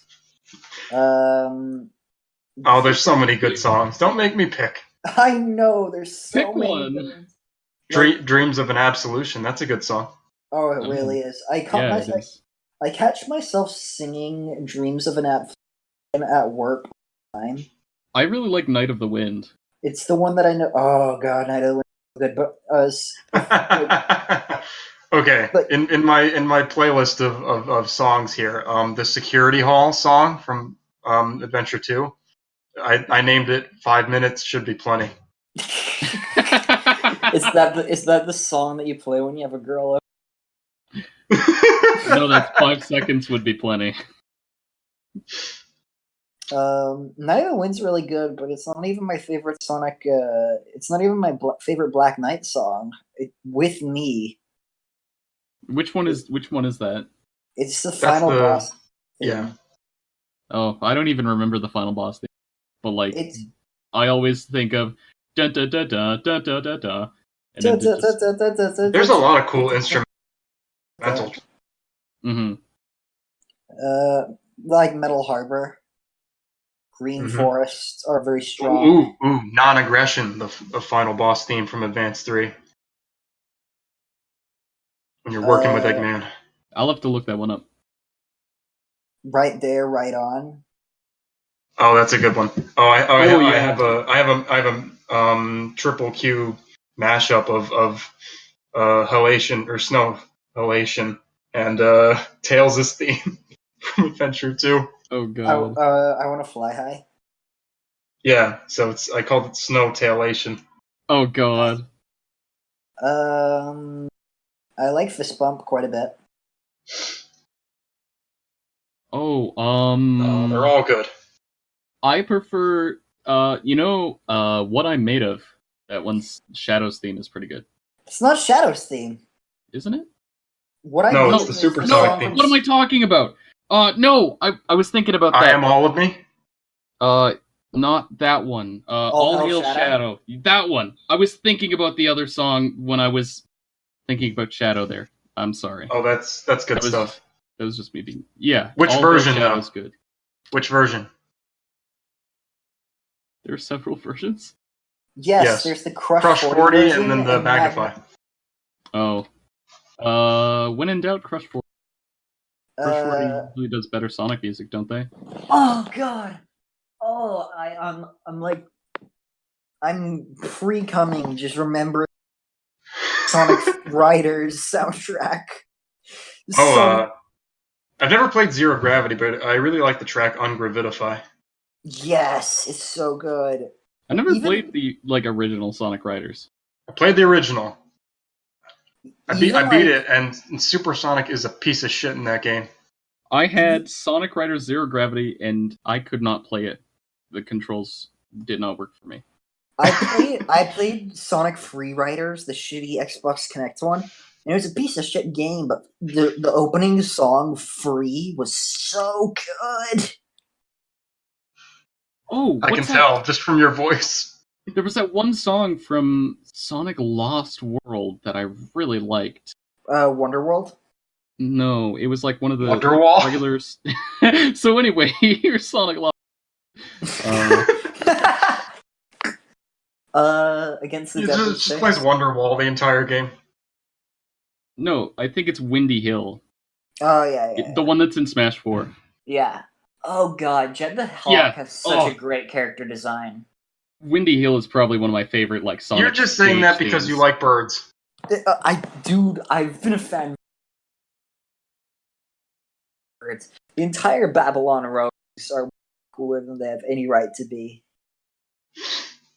Unleashed has some great fucking level tracks. Oh yeah. Yeah, I remember listening to those ages ago. Like Alaska. Yeah. Which is on the cool edge. Yeah, that's such a sick name for a song. Okay, Yeah. Pumpkin Hill. Shandon, Savannah Citadel. Yeah, Pumpkin Hill is right. Dragon Road. Oh, fucking Pumpkin Hill. Oh, dude. There's been times where I've wrote a bunch of lines, and I'm just listening to the Knuckles raps. Gun, you know it's a really kind They're of made to loop. You know, it's an actual kind of emotional song. E102 Gamma's theme. Oh, absolutely. Mm-hmm. Well, I think it's because he's a tragic character that they had to make.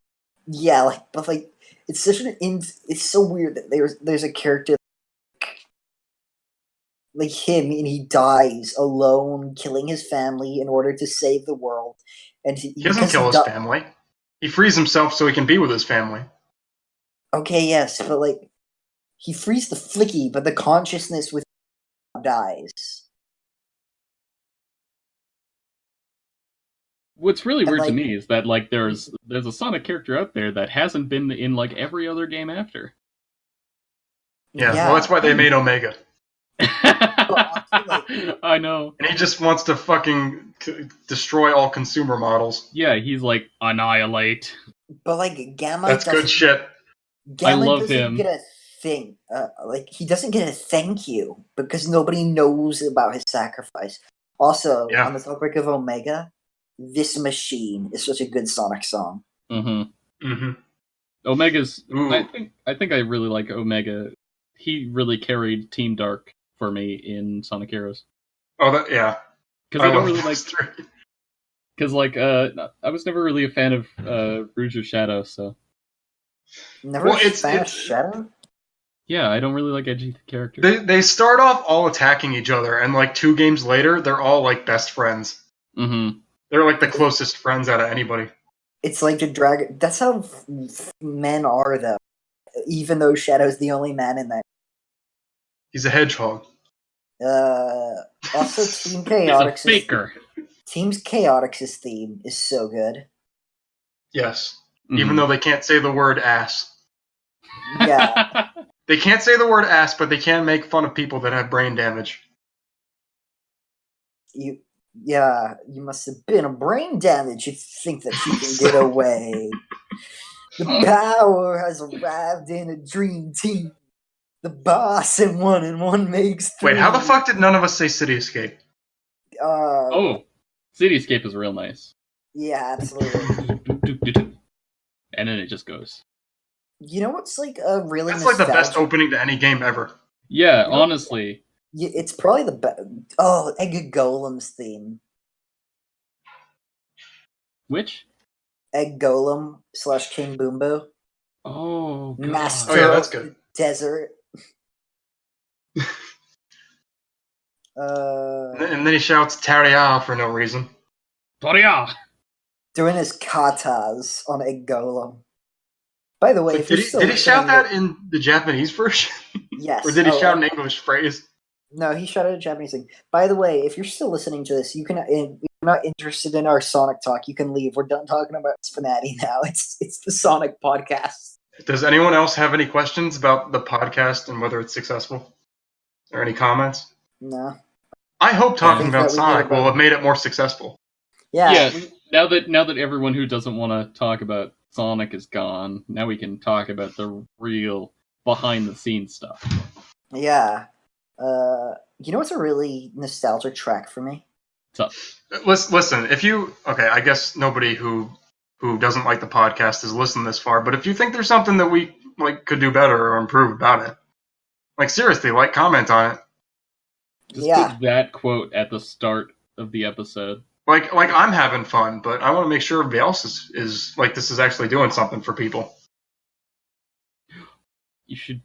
Oh, I don't know. Maybe there should be a poll, an audience poll. It's which guest do you want back on again? I can bring it up on the Reddit. I think that's one of the problems is that there's not enough people that want to come on. We've recycled all the guests. Well, next episode we're gonna have Andres on it, so that'll. Nice.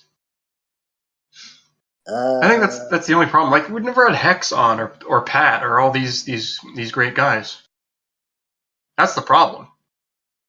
I think we should get that Pharaohs guy on a 5th time. Yes, I agree. So we can talk about Sonic. Yeah. Oh man, Sonic is just fun. Yeah, with Did you guys ever really get into the Chow Garden? he absolutely did. I 100%. Oh my god, I never got that into it, but I always liked training my chows and stuff and trying to make new kinds. And then I'd pick them up as Eggman and I'd pet them and he'd go, Yosh. Yosh. So before Oh, yeah. I talk about the Chow, you know what was a really nostalgic track for me?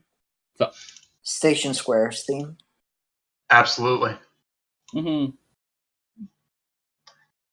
Yeah, I had a hell of a time getting all the emblems for all the Chow stuff, like the races and especially karate.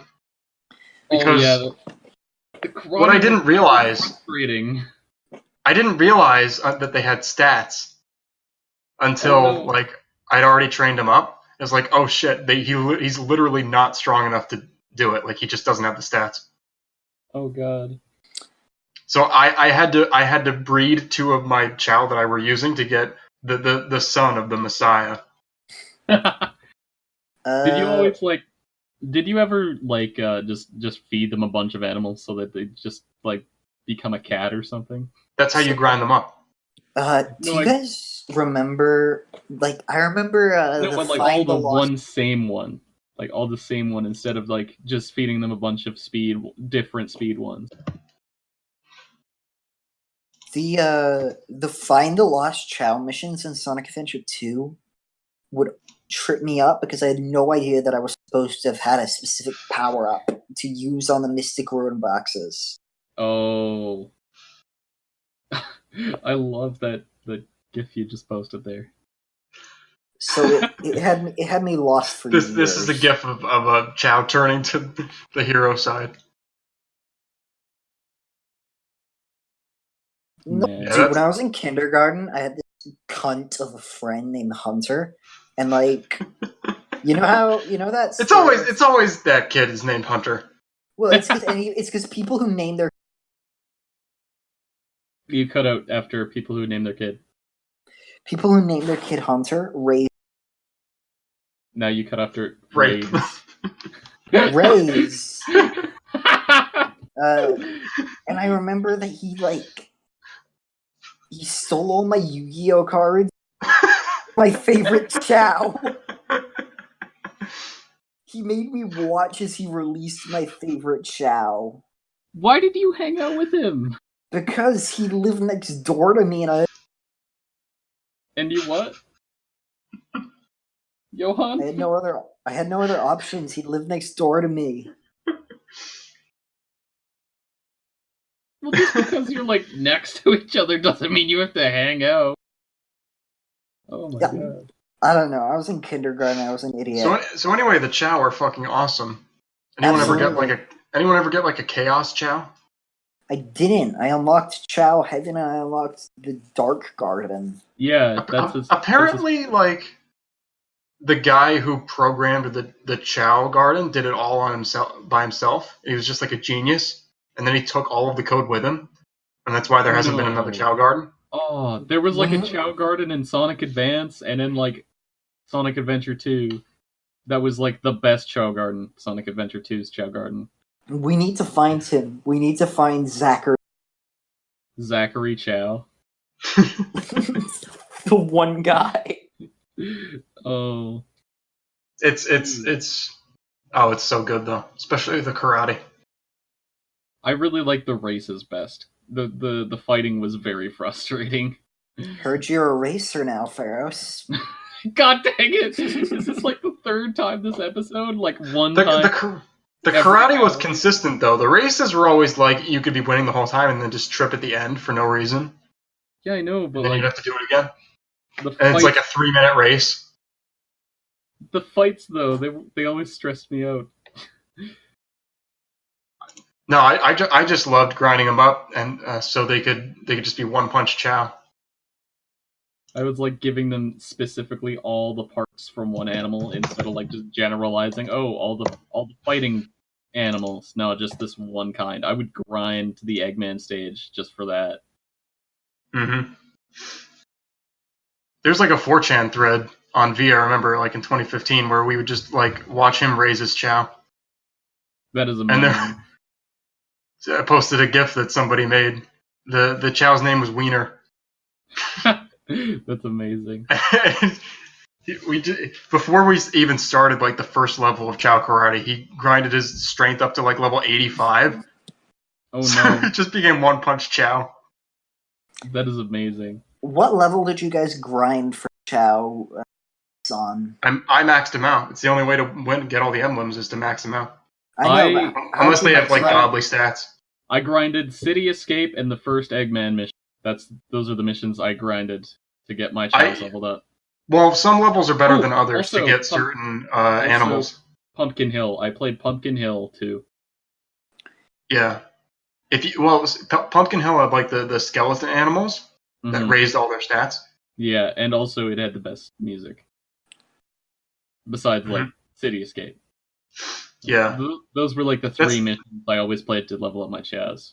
That's the thing, like, if they had bad stats, then even if you maxed them out, you couldn't get all the emblems. You needed one with good stats. They just weren't strong enough at the end. You know, it was one of the most anxiety-inducing things ever. So that part of Aquatic Mine where where you have to nearly drown to get the air necklace? Oh yes. Oh god. It's so anxiety-inducing. I was so scared of drowning as a kid. I had suppressed that memory. Fucking music. That music is so it's designed to stress you out. It's so weird how much that scares you as a kid. I was always afraid of the water levels in Sonic as a kid.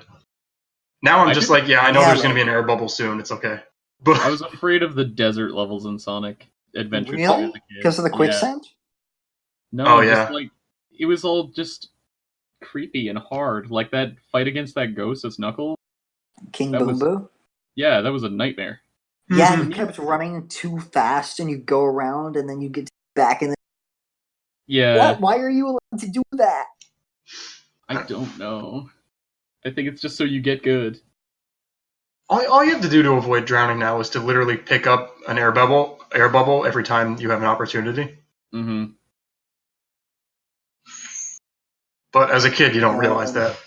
Oh, yeah. That's like Man, I always thought that drowning in Sonic wasn't actually that scary to me. Like, it was always stressful, but like drowning in Mario 64 as a kid actually really scared me because Mario would like run out of breath and like clutch at his throat. Yeah, Yeah, he would like choke.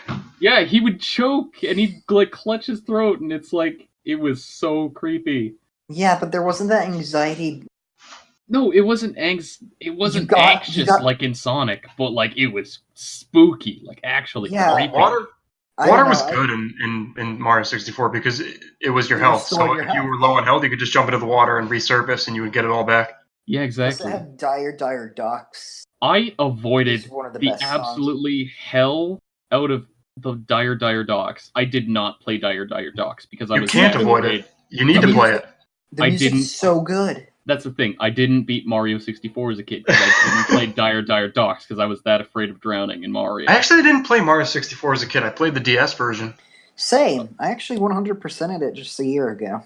I've never played the DS version. I had the Nintendo 64. People as a complain kid, too though. much about the D-pad. It works just fine. If you play it on a 3DS, it's the perfect port. I don't think it's hard with a D-pad. Like a lot of times, you just have to go straight anyway.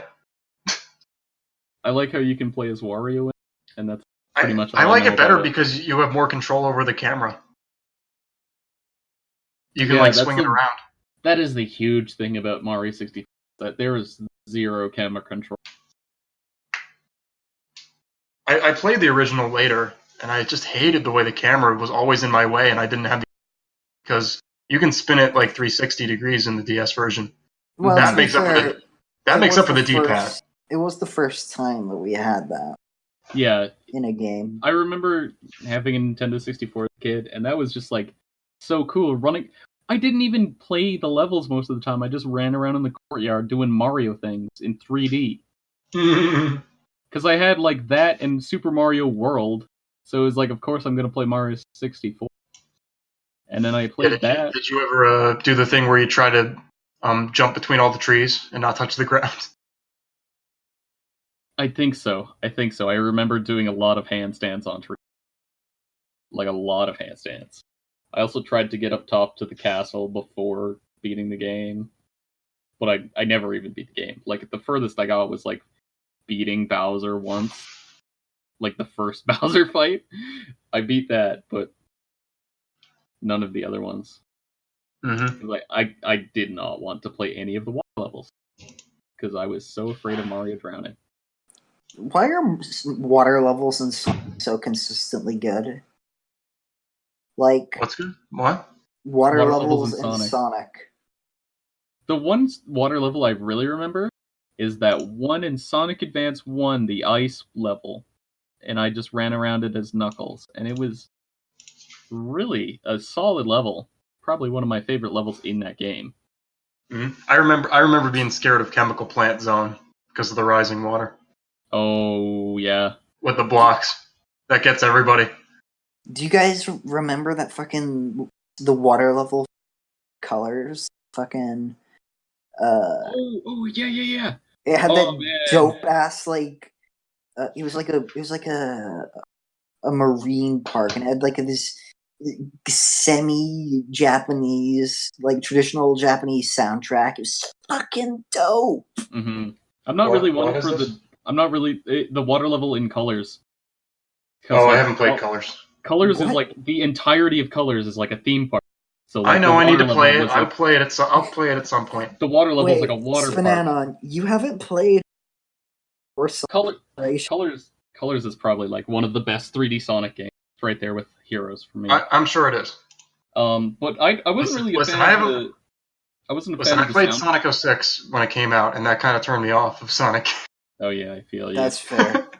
I didn't really like the soundtrack in that zone because I'm not really into the traditional Japanese soundtrack. But like the level itself was really fun.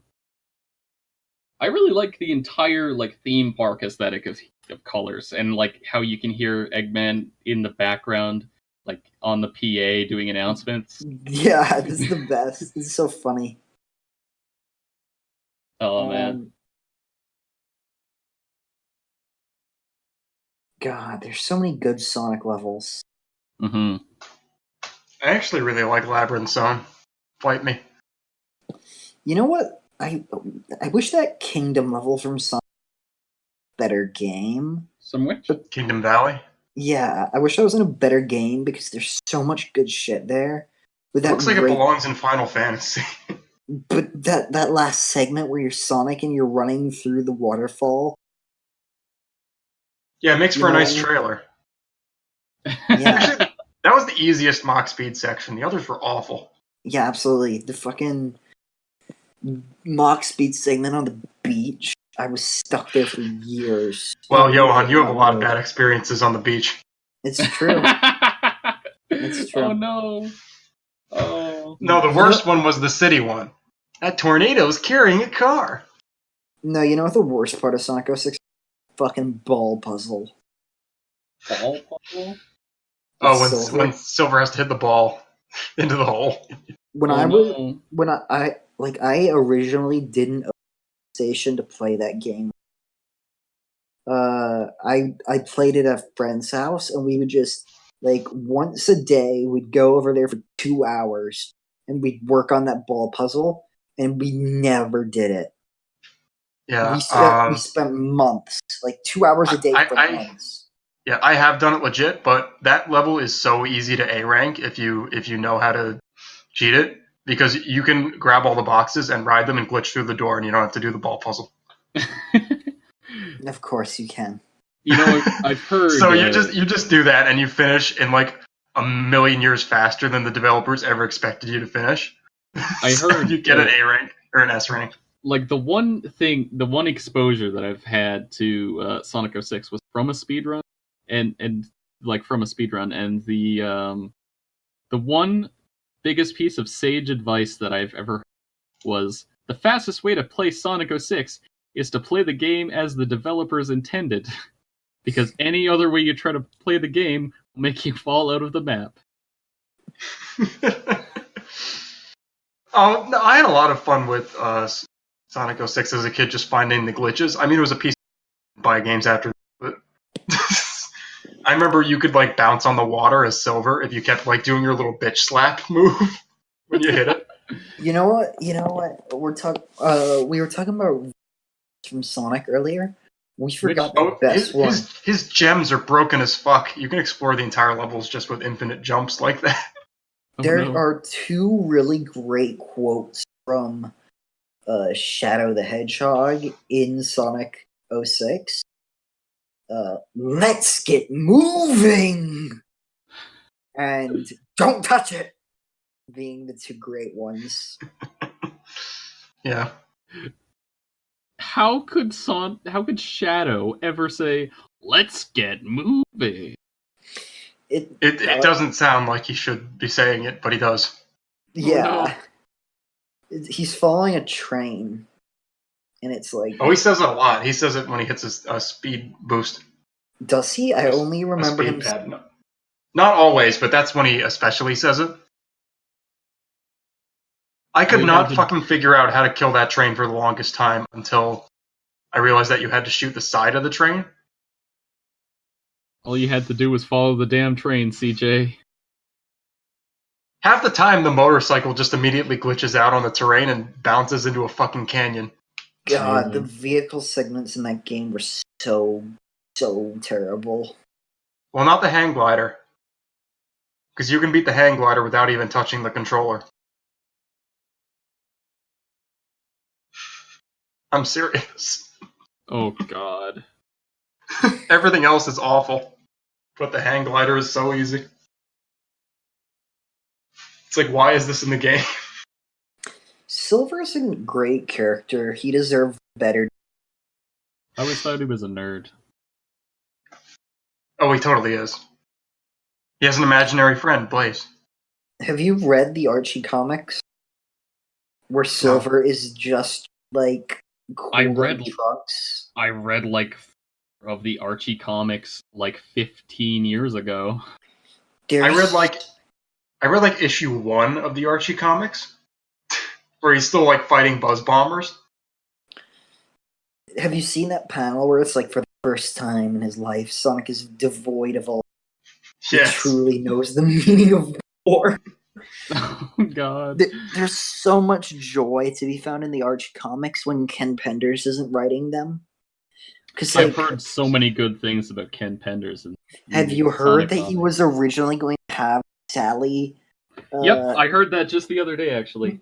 He was like, sadly, I ran out of time and couldn't work in my story of my OC taking Sally Acorn's virginity. I'm glad Really? you knew exactly. Yeah. Like she was gonna bang some guy.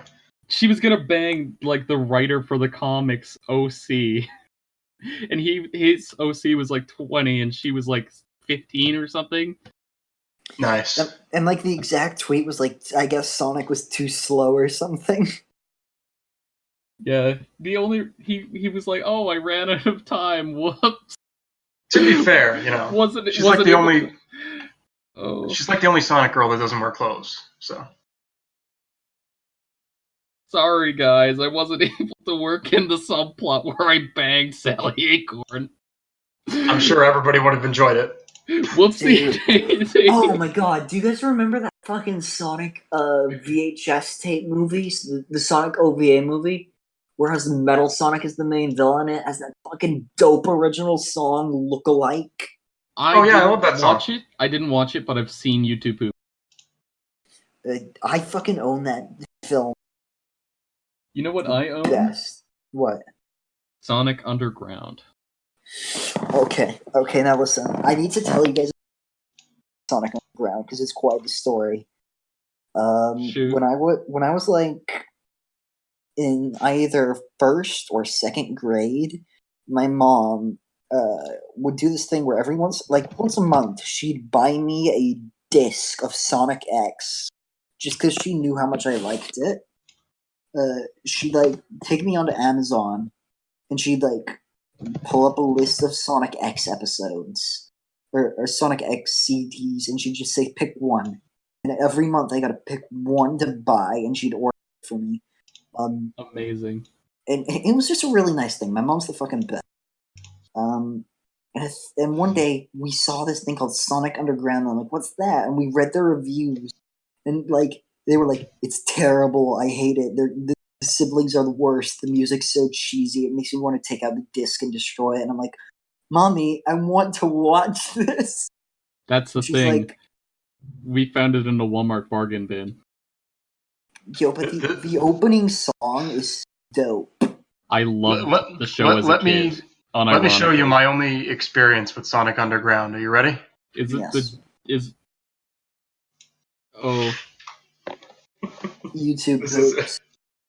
This is amazing. Thrown away.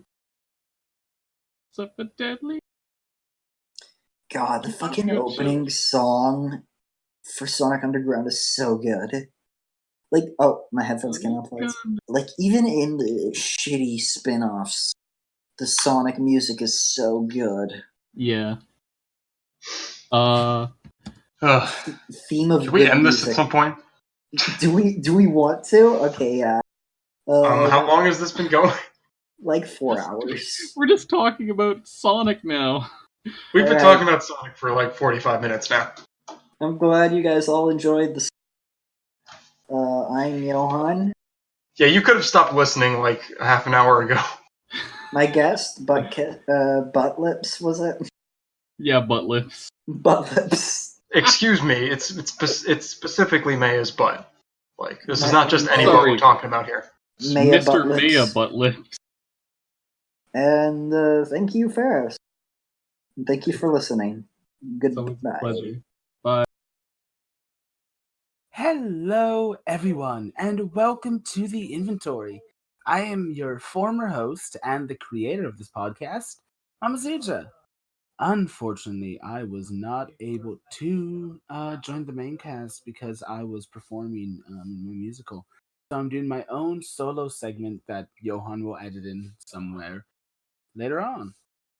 So, I think I'll go back and just talk about the start of this podcast.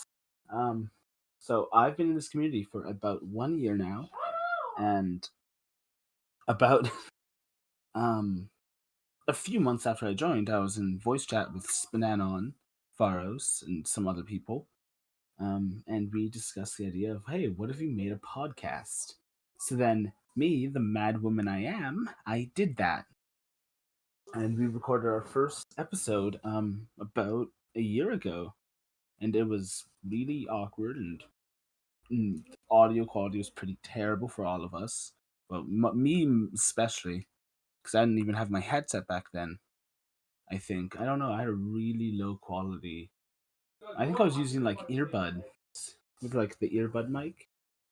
Yeah, it was bad. And then yeah, we recorded a couple episodes like that, and it was fun. And then I think at immediately I was like, you know what? Honestly, recording an episode every week sounds like a lot of work. Sounds like a lot of like commitment we won't be able to put in. So that I got the idea of the interviews that persist today, text-based interviews where questions are asked to a creator, a contributor, and then posted as a text post. So anyway, the reason I created this, really, I don't really know why. I just think because we used to have voice chat parties where we'd just talk about the game and stuff, and then we were like, what if other people could listen to this? What if we recorded that so other people could hear it and know our thoughts and stuff, and maybe even send in questions to ask us? What if people who aren't in the community just stumble upon this podcast and hear us talking about it and think, wow, that's interesting. I want to check that out. So that was kind of why I started it. So yeah, I'd like to give a few thanks to some people that helped this. SPNatI has been on every single podcast episode. He's been a co-host since I started it, and he's been just great, very insightful, very dry humor that I enjoy, and kind of the hey, yeah, stop fucking around. We've been talking about fucking anime titties for 4 hours now. Some of us have a life. I'd like to thank Faros just for always being a very fun guy to be with, and for being there for the first episode, being one of the OGs who helped start it. And of course, I'd like to thank Johan, the current host. When I felt overwhelmed, when I was too busy, I wasn't able to record episodes anymore, he took up the mantle. And that was before we were close friends. He offered to just take over, and he's made it so much better than I ever thought he could. Not only does he continue both the podcast itself with its Sunday night uploads and everything, not only does he continue the text-based interviews, but he's even archived all of the episodes, all on his YouTube channel. And for that, I'm so grateful. I'm also grateful just for the SPNatI community for enjoying these podcasts, for everyone who gets mad for being pinged for questions, and just everyone who's ever been on it. Anmas, Yuri, Neos, Vision, Chase, so many people, I can't even name them all. We've had so many great people be part of the podcast, and it's wonderful, and it just makes me so happy to see it persist so much. And then, of course, I'd like to thank my best friend Dor for introducing me to this community, like almost over a year ago, and for just being my best friend for like 4 or 5 years now. I'd like to thank Zeus too for helping me make my first project in SPNatI, and I'd like to thank every single person who listens to these. It means a lot to hear you know that you guys care enough to listen to the ramblings of this mad woman. So I think now I'm gonna just move on to some questions. I'll first answer the questions that you guys asked me directly, and then I'll move on to the general questions asked in the podcast group. So yeah, 1 second. Let me just open them up real quick. I'm so unprofessional. How dare I? I can't find the link.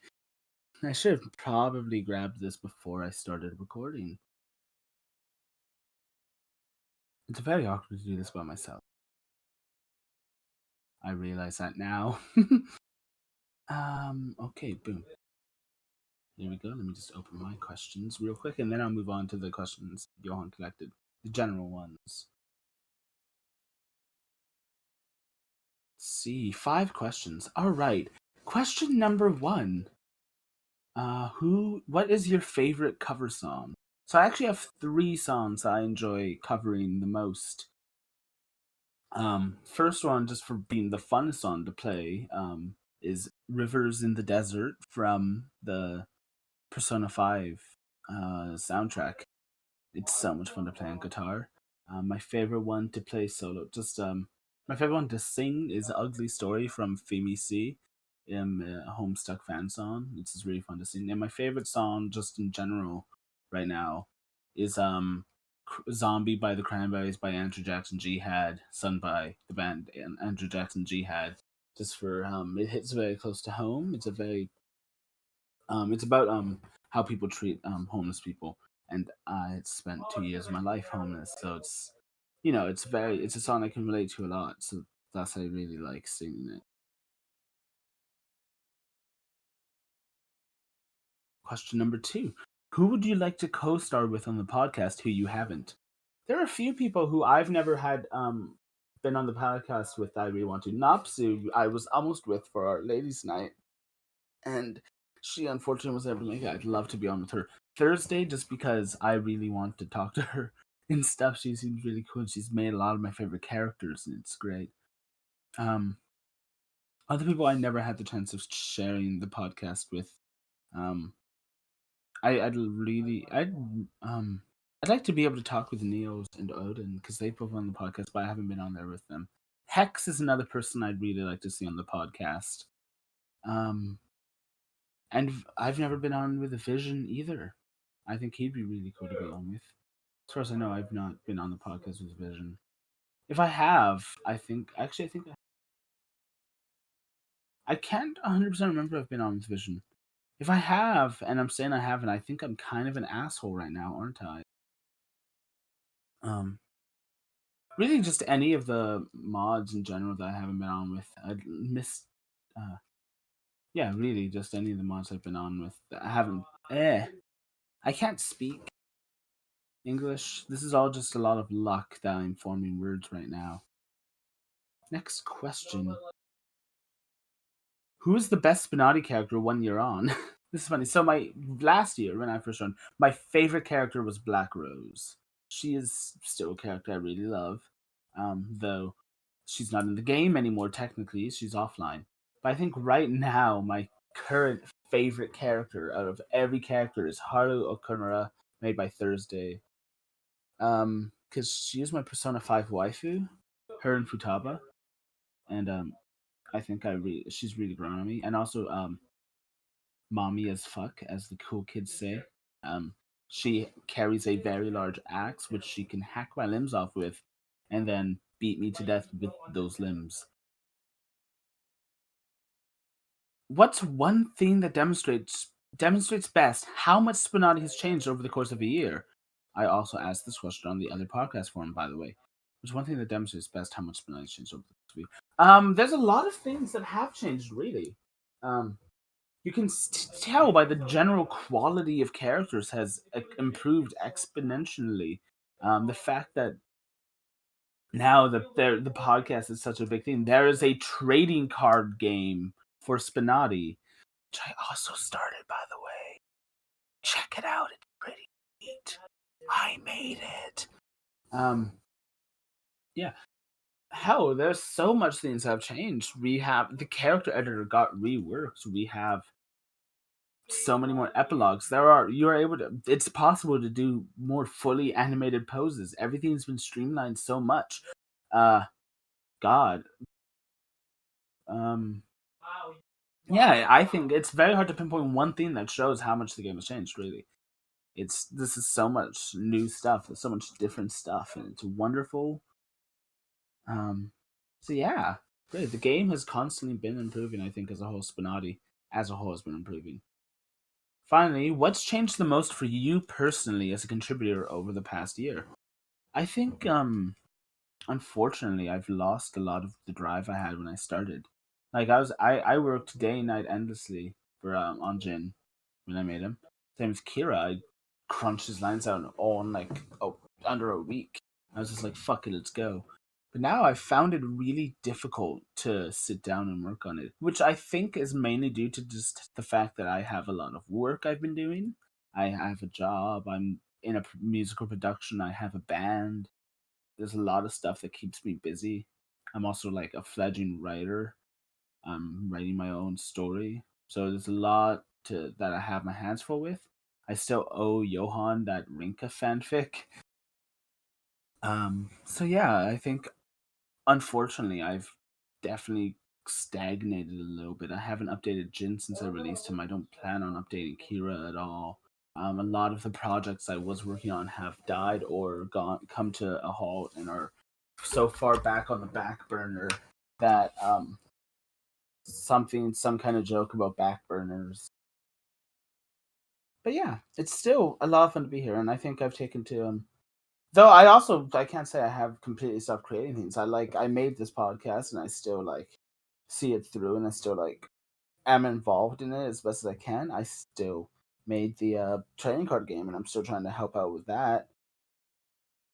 So yeah, there's still like I'm not completely done. This isn't me saying, "Hey guys, I'm done creating for SPNatI. You see ya, adi bye." Like I still plan on updating Jin at some point. I have to rework the Ruby girls. I have about 1 billion projects with Yuri. So yeah, you guys can't get away with me that easily. All right, now I'll move on to the general questions that were asked for the main podcast. If I can find them real quick, I have to scroll down to where Johan wrote them all, because I'm a disaster lesbian.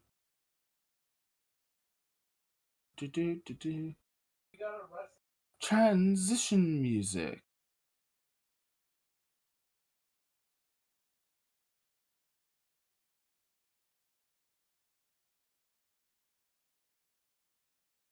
Okay. Okay, so that is this question for SPNatI. What makes you choose who you want to do a duo epilogue with? Hmm.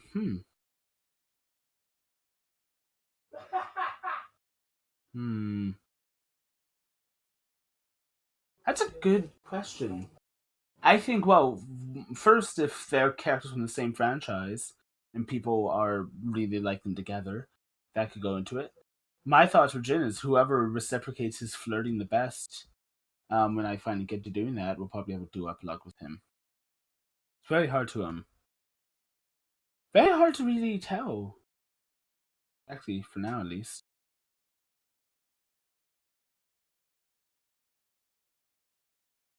I do like the first question. Why did SPNatI decide to co-host the podcast? My personal thoughts on why Span is because I kind of made him do it. I kind of he just kind of. And I think the fact that he is more stoic and reserved compared to mine and Johan's more loud, bombastic personalities, our more excited energies. I think it kind of shows, any good dynamic has the louder person, and the quieter guy, the funny man, straight man kind of routine thing. But anyway, I just anti-ard SPNatI's question. Of all franchises represented by only one SPNatI character, which do you wish had more representation, aside from any you've contributed to yourself? I think we could go with more Fire Emblem. No, real talk though. I think that Dot Hack only having one character is kind of a sin. I think there's probably more characters than Dot Hack. Trying to think of other franchises that only have one character. 1 second, I kind of need to. I'm gonna check out this. I'm gonna go look at the SPNatI characters. My bad. Apologies. I just coughed.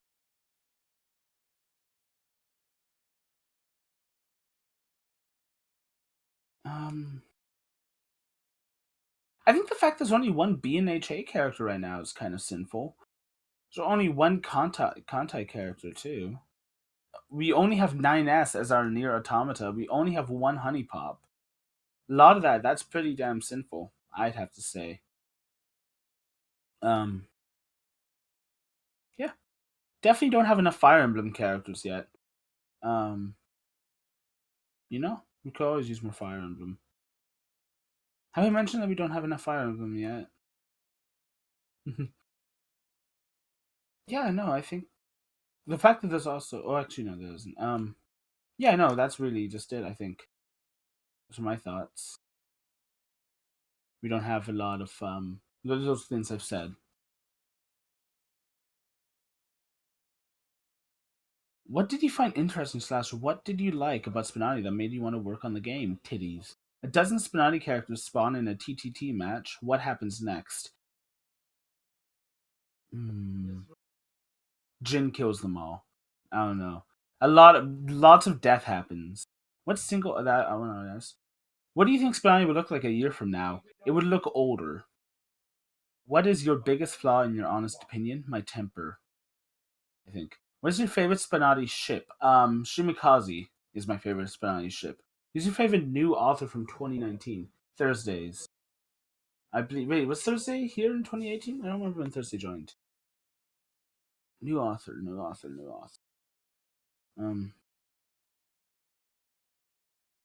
Fuck, I actually think Thursday joined in 2018, last year. I don't remember when Thursday joined 100%.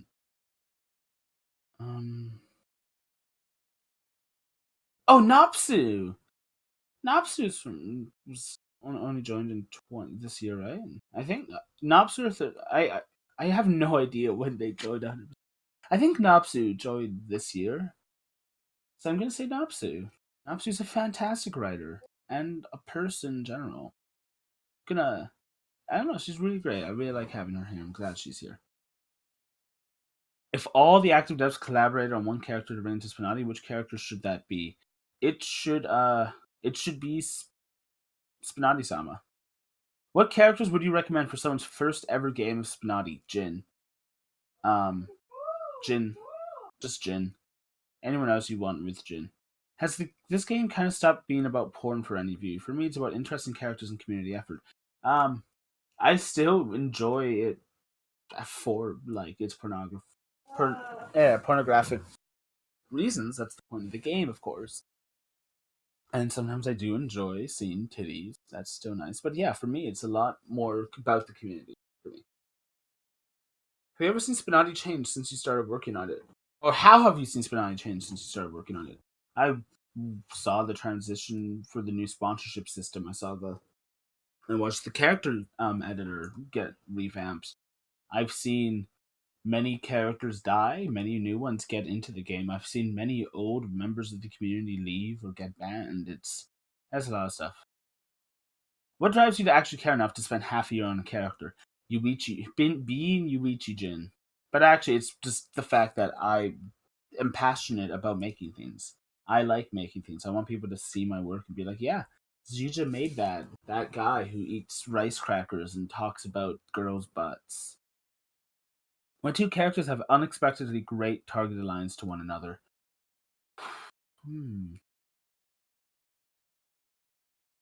Honestly, I don't really not expect really good targets between characters. I think one of the oldest ones I can think of is the flirting between Marinette and Spider-Gwen. I don't know. What was your favorite podcast question? Well, if there were two guys on the moon, one of them killed the other with a rock, would that be fucked up or what? Do you think the podcast has been successful? I have had people I've met, just especially one person on Omegle who's was like, when I just offhandedly mentioned SPNatI, she's like, "Oh yeah, I fucking heard about that from like the podcast I saw on YouTube.